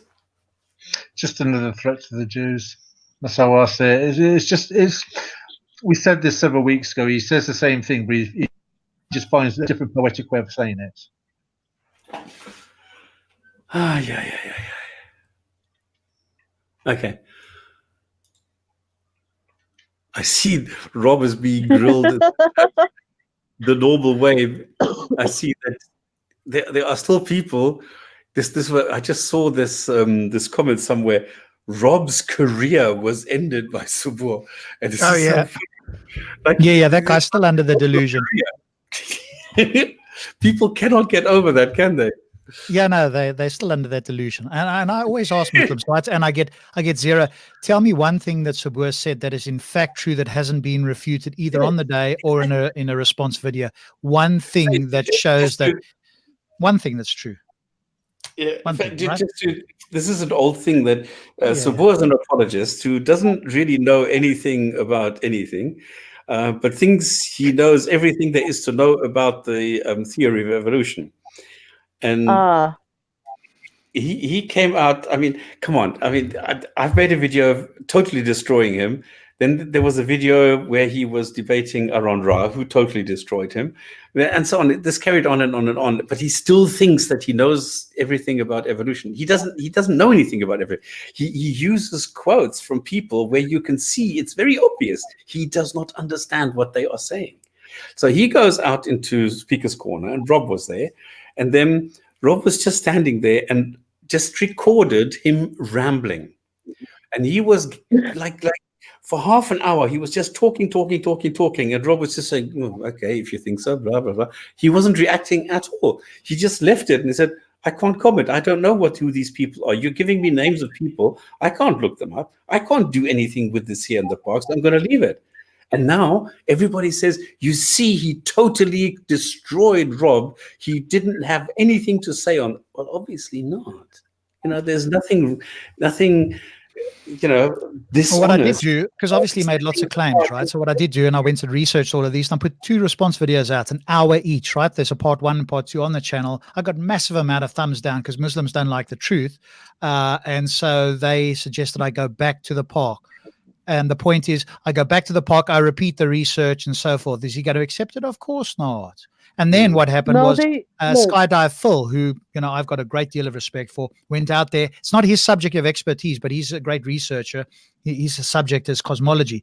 And he really did a great job of exposing his lack of knowledge on human chimp ancestry, right? He did all the research and stuff. So there's a lot of videos out there, let's put it that way. But for some reasons, Muslims are still under this delusion, because it's a delusion now, right? When you're under an illusion, you don't know that it's false. Once you know it's false and you want to then adhere to something that is false, it now becomes a delusion. So any Muslim that has watched anything where this has been set straight is now under a delusion rather than an illusion.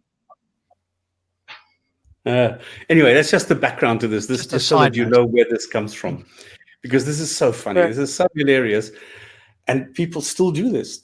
I'm amazed that somebody still comes today. Like, this is 1.5 years ago, and somebody still comes today and says, "Yeah, Rob's career was ended by Suboon," as if I've got a career, right? This is a hobby. It's a side thing. But I'll tell you. Okay, 189. وَلِلَّهِ مُلْكُ السَّمَاوَاتِ وَالْأَرْضِ وَاللَّهُ عَلَى كُلِّ شَيْءٍ قَدِيرٌ. I tell you, it's wonderful having Faye do this. I don't know that there's anybody apart from herself that understands this, that's a viewer of the show. But it does sound good that we have somebody who can do it. So it's brilliant in that sense. And I'm very proud that I understand the words. Yep. Because the thing is, there's one word in there, which is the universal word used in the Quran, I don't know how many hundreds of times, and that is the samawat. Now, samawat, yep. So the sama is the singular and samawat is the plural. So this is heavens.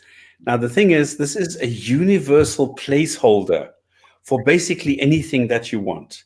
Because the samawat can be heaven, can be sky, can be universe, can be so many things. It's like it's a magic word. It's like alaka as well. This is also a magic word. The mythology is that in Islamic mythology there's 7 heavens and 7 earths. Yeah, exactly. But you never know what this heaven actually means. And to Allah belongs the dominion of the heavens and the earth, and Allah is over all things competent. No, we just showed that this is false. To Allah belongeth the dominion of the heavens and the earth, and Allah has power over all things. Well, yeah, no. Anyway, so dominion of the heavens and the earth. What is heavens? What is this word heavens? How do you determine which of the many usages of the word samawat do you assign at this moment in time? How do you know that this is now sky, or what is this? This is always gibberish. Yeah. Allah belongs. This is again, okay, Thunderjude, say your words. I know exactly what you're going to say. No, I have nothing to say here. Nothing to say. Because this is the standard thing, like bragging. The dominion of the heavens and the earth. He owns everything, and he is the master of heavens and the earth. And he is so amazingly competent. And then, I know Muslim apologists who will tell you that the orbit of the earth is so precise that if it were just moved by a couple of meters, it would be too hot and too cold. And I asked them, the fine-tuning argument. Yeah, exactly. And I said, do you know that earth is like chaotic and wobbling around the sun in a highly erratic manner? No, that's not true. Just a couple of meters either way. I said, do you know the words aphelion and perihelion? No. What is that? I said, well, those are the times when it's closest and the furthest away. So when the southern hemisphere is pointing towards the sun, it's the closest. And when the northern hemisphere is pointing towards it, it's the furthest. And the thing is, the difference between the two is not 5 kilometers, not 5,000 kilometers, but 5 million kilometers. And then people say, you're talking shit. Yeah, but they always tell me that I'm talking absolute nonsense. I don't know what I'm talking about, and everything is so precise. It's just a couple of meters. These are scientifically illiterate people, Stops, right? Because a book tells them so. They don't actually know any science, and they just appeal to the book, right? And the measurements are quite accurate with this sort of thing as well. So it's within a very small range of error bars, but certainly 5 million is not exactly perfect, is it? Unless you're going to claim it's perfect in relation to the entire universe, right? But that's I think that's a dishonest way of doing things, right? If you say perfect, what do you mean by perfect, right? It's all confirmation bias, though, isn't it?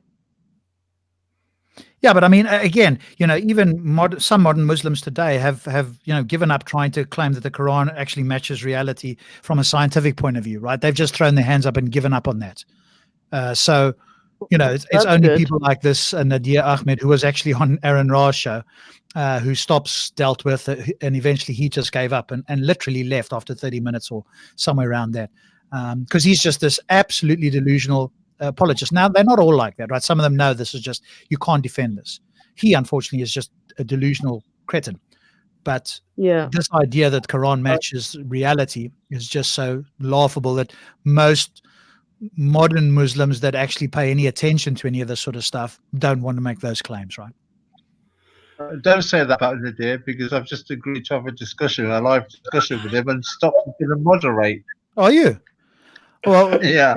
let's chat before the time, Thunderous, because again, I pay attention to the tactics and the techniques that are used. So when you're ready, let's have a quick chat. And you probably know it already and can say, yeah, I know all of those things. But I did watch the one with Aaron Ra, right? So there'll be a few things, and Stops can tell you the same, right? Because I won't be talking science with him. I won't be talking science with him, because I know I'll be wasting my time. No, that's not No, it's the tactic. It's the way that he does it, the way that he builds it up, the way that he makes a claim, the way that he then leaves it and then says, well, we can talk about the details later in the Q&A, but we'll have another show and then we'll do it then. But for now, I have one. And then he leaves you and that's it. So this is the tactic that he uses. It's not about the contents. It's not about the argumentation itself. It's the tactic that he uses. Okay. All right. I'm up for that. So you listen to the debate I had with him, because I knew this. So I cut him off and I cut him short. And I said, no, we're not going to do that. I'm going to call you out now. And this is why I've showed you now that you're a liar and you're not going to do anything with this anyway. I've shown you that you are wrong and you will not accept it. And then when he realized he can't get his tactic through, he said, okay, well, there's no point. Goodbye. And he quickly ran.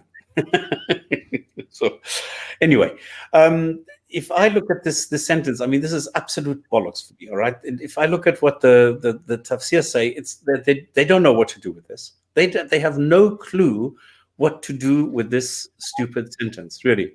So they're just copying it and saying the same thing. Belongs the dominion of the heavens. Everything belongs to him. That's it.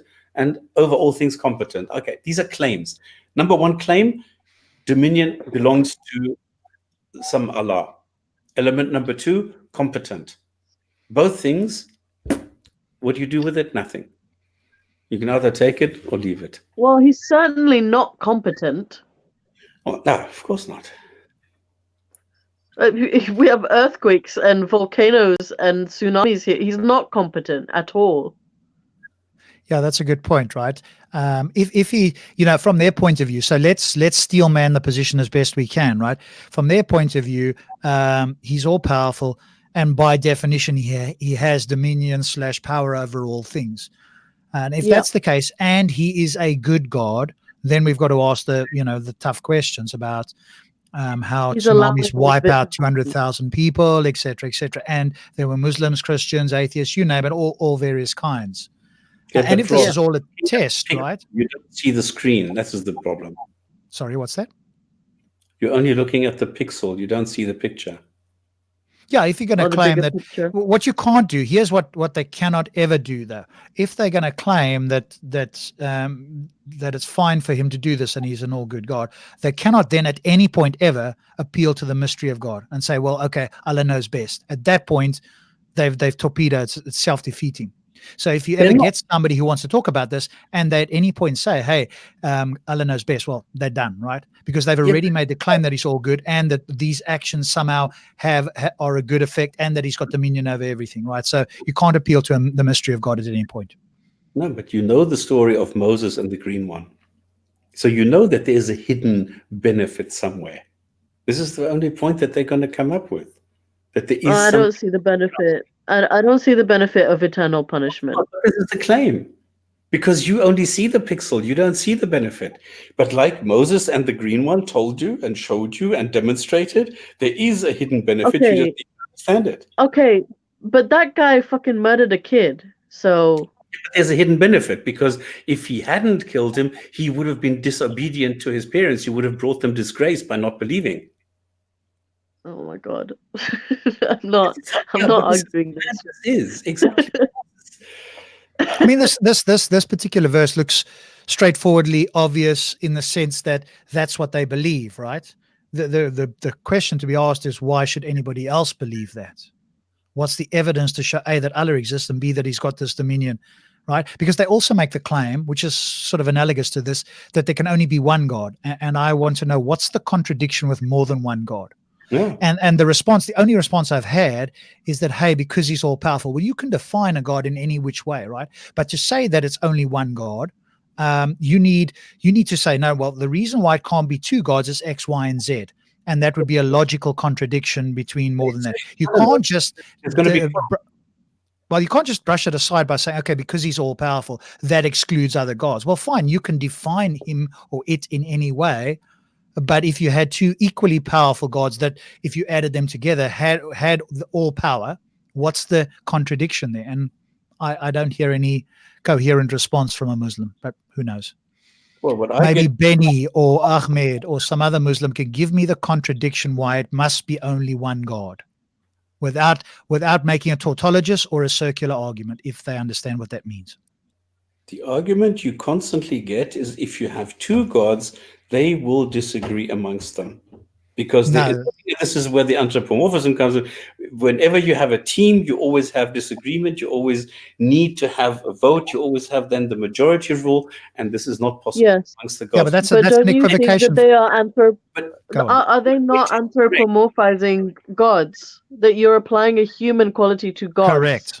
Absolutely. It's equivocation fallacy, because humans can't agree in perfect unison. Therefore, they project that on gods and say, well, a god couldn't do that, or a council of gods couldn't do that. No, that's an equivocation. How do you know? Exactly.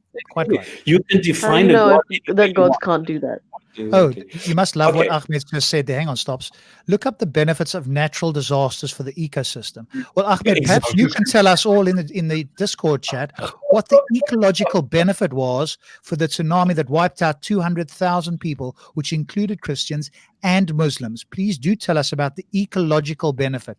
Perhaps all these good people, or presumably please good tell people, shouldn't have been there. Please also tell us the faithful, the immortal soul argument as well, of wiping out all those kafirs who are going to burn in hell forever now. Yeah, but then Do that all in Discord. you go back 3 or 4 weeks ago in one of the shows where it makes it clear that there's an appointed time for people to die. So it doesn't matter what you're doing or where you're doing. Those people were destined to die at that moment in time. So it didn't matter what the incident was going to be. It just happened to be more conducive for 2,000 people to die in one go for a natural disaster to take place, because that's when their appointed time to die came. Yeah, but the thing with is that why? They just gathered all the appointed time people in one place, and he was like, yeah, this will just be one simple blow. Well, that's the only logical way of looking at it. If you're going to say that you're a Muslim and people have got an appointed time to die, and we covered that about 3 or 4 weeks ago, about the appointed time, because the argument for Muhammad was those who did go to battle and those who didn't go to battle. And he's saying it doesn't matter whether you came or not. If you weren't going to die, you weren't going to die. So why stay at home and not die when you come to the battle and you would have still been alive? You'd have not died. It's an unfalsifiable claim, though, Thunderous. That's completely unfalsifiable, right? Meaning that, of course it is. Yeah, there's no way we can disprove that. So, that to me is, that's very seldom should one take an unfalsifiable claim seriously. Because any time they die is just, that was the right time, or how do we know that?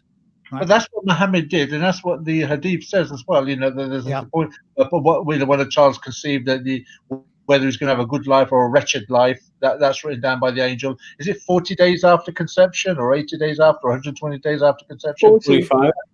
And then and when he's going to die. So when you're looking at death in the Islamic ascension, death is inevitable at the appointed time because Allah has decreed it. So when you see 3,000 people die, or 2,000, or 120, or an abortion, they die at that appointed time. Decreed it. May I also comment that if Allah has dominion over the whole planet, and your argument is that natural disasters have ecological benefits, he made the fucking planet. Like, he couldn't have thought of a better way to maintain the ecosystem than destroying millions of people. Exactly. Yeah, that's a serious challenge against an all good God. Doesn't make it. In this Okay, case. let's go for the last one, 190. Yep. Okay. إن في خلق السماوات والأرض واختلاف الليل والنهار لآيات لأولي الألباب. Oh, It's a goodness. simple Okay. verse. So, indeed, in the creation of the heavens and the earth, and the alternation of the day, of the night and the day, are signs for those of understanding.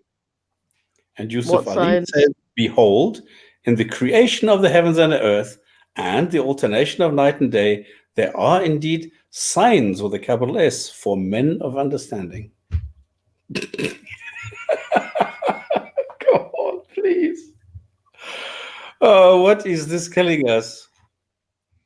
I think he's saying something very similar to what's said in what the Apostle Paul said, where if you look at creation, you can see the hand of God behind it. I think it's just appealing, saying that, behold, the creation of the heavens and the earth, the alternation of night and day, they are indeed signs for men of understanding. So it's kind of appealing that if you look at intelligent design or creation, you can see that these things have been created, that there is a creator.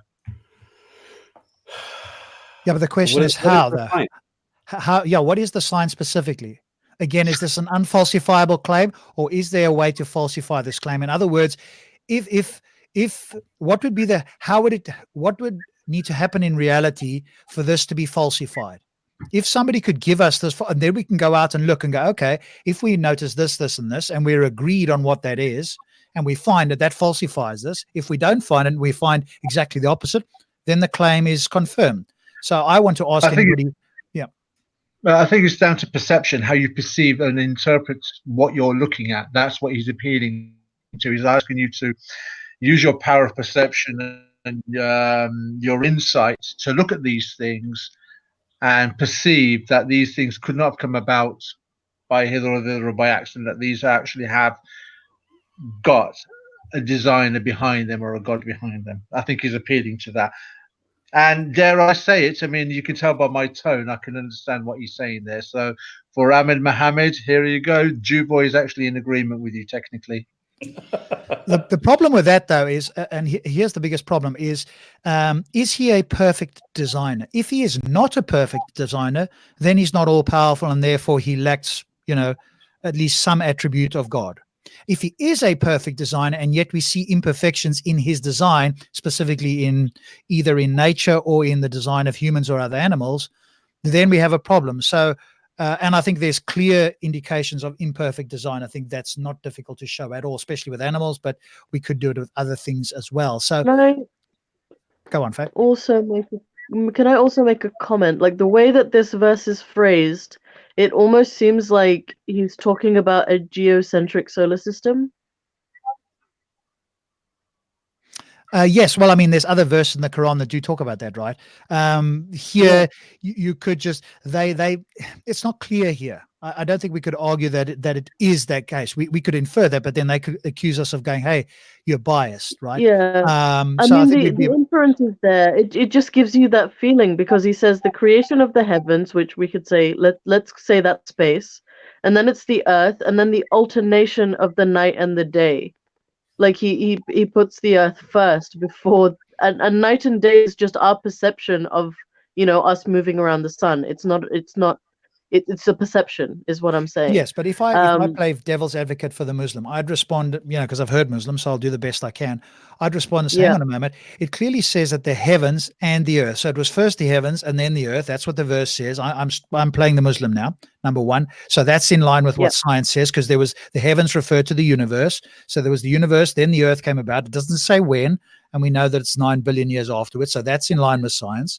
But then the alternation of the night and day, which is exactly what we do see, and that's the rotation of the earth. So indeed, the Quran is entirely accurate with science. That's what a Muslim could say. I hear you. I hear you. I just have that feeling in the pit of my stomach that I needed to get out. No, that's fine. I agree. I agree, because this is what the Quran constantly does. It talks about the flat earth, which is stationary and solid, and everything else is moving around it. That's exactly the story that we see in the Quran. Yeah, I think there's just other verses that show it more clearly, right?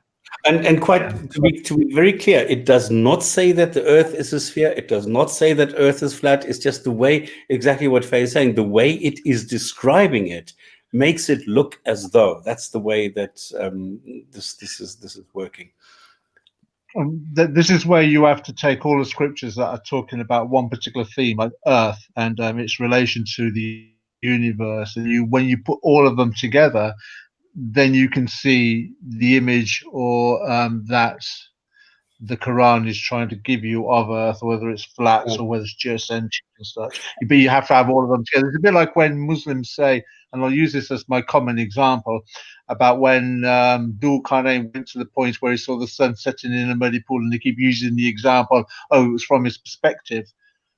No, that's not true, because when you add up all the other scriptures that talk about Allah using suns or stars as missiles, or the sun goes to its place and it asks for permission so it can go out the next day for to rise upon people, or when it's a hot day, it's because heaven opens up and it's having a cooling down moment. That's where the heat wave comes from.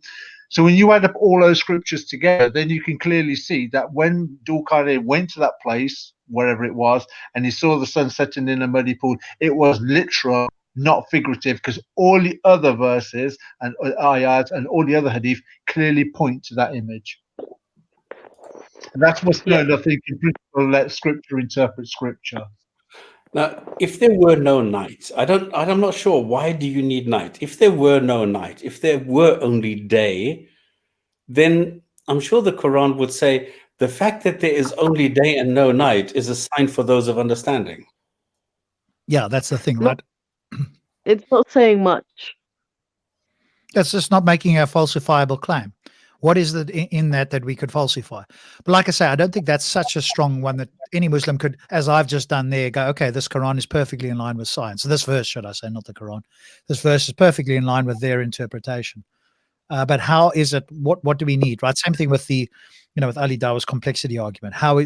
What would falsify this claim? What would you need to see as a Muslim to go, okay, no, the universe is not fine-tuned, or it's not complex, or whatever the case may be, right?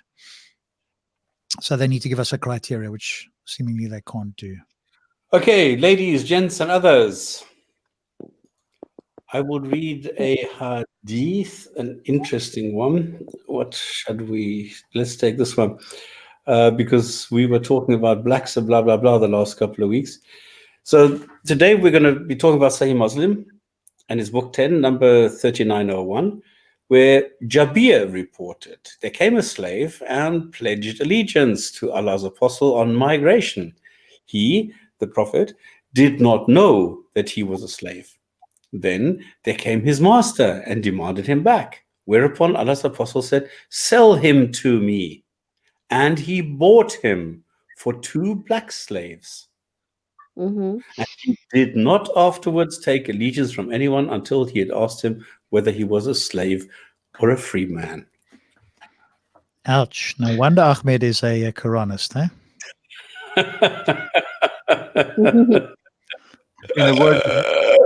In the words of Samuel L. Jackson, nigger, please. Boy. Yeah. If you go with the hadiths, you got to accept that Muhammad was a slave owner and a slave trader. You can't get away from that. He was a racist slave owner, a racist slave trader. That's the way it is. Yeah. And on that happy note, shall we? I'll post it one more time then. If you want to join us on Discord, some of us, maybe all 4 of us, and whoever wants to can come and join us. There's an after show link. So when you join Discord, so I quickly explain it for those who have not been on there. If you join the Gin and Tonic, you will see that there's a chat, but you'll also see on the left-hand side, there's something called Voice. You'll look down, you'll see the live show, which we don't use at the moment. But there's something called Voice. I'm in there at the moment as Rob, J, and T. So if you do join us on the Gin and Tonic Discord server, click on the words that say after show voice. That'll bring you in, and then you will have a mic and a headphone little icon. The mic one mutes it when you got a line through it. When you get rid of the line, then you can speak out, and the headphone one will deafen you so you can't hear anything. That's probably not very useful. So hopefully we'll see some of you on there shortly. Okay. Anything else? Any other comments? Because I'm going to head nice just now. Yeah, it'd be nice. It would be nice if some of our normal audience that listen to the show, for instance, Dawn Arbed or Thinking Clearly, if they want to join, and it'd be good to hear from them as well. Actually, to hear their opinions if they've got anything to say. Yeah, we should make this more regular. We're saying this every single time. We should make it more regular. We should make it more regular. And then we never do, because then I do other things and I have the other. Okay, everybody, give us a thumbs up, and then we all go to Discord. Maybe we should do it like more regularly if people come and have questions or something. And I see there's Dunya something, and I never know how to get there. Rob managed to get on there once on the panel, but I have no idea how he did that. So there are people who are doing other chats as well, but not like us. All right, guys. See you next Friday. Remember, Thunderjew is not going to do his Gog and Magog thing next week. We will have to postpone that another week. So then we will do this later. So, but anyway, Thunderous, thank you very much. Faye, thank you very much. Rob, thank you very much. We'll see you next Friday. And hopefully, Faye, listen, we start like, a little bit earlier. So come on. I didn't. I'm sorry. I was out getting drunk because I'm going to be not drinking for a month. No more of that. Where were you, in Qatar? No, right, highly appreciated. Thank you, and we'll see you all next Friday. Good night. Bye. Bye. Bye.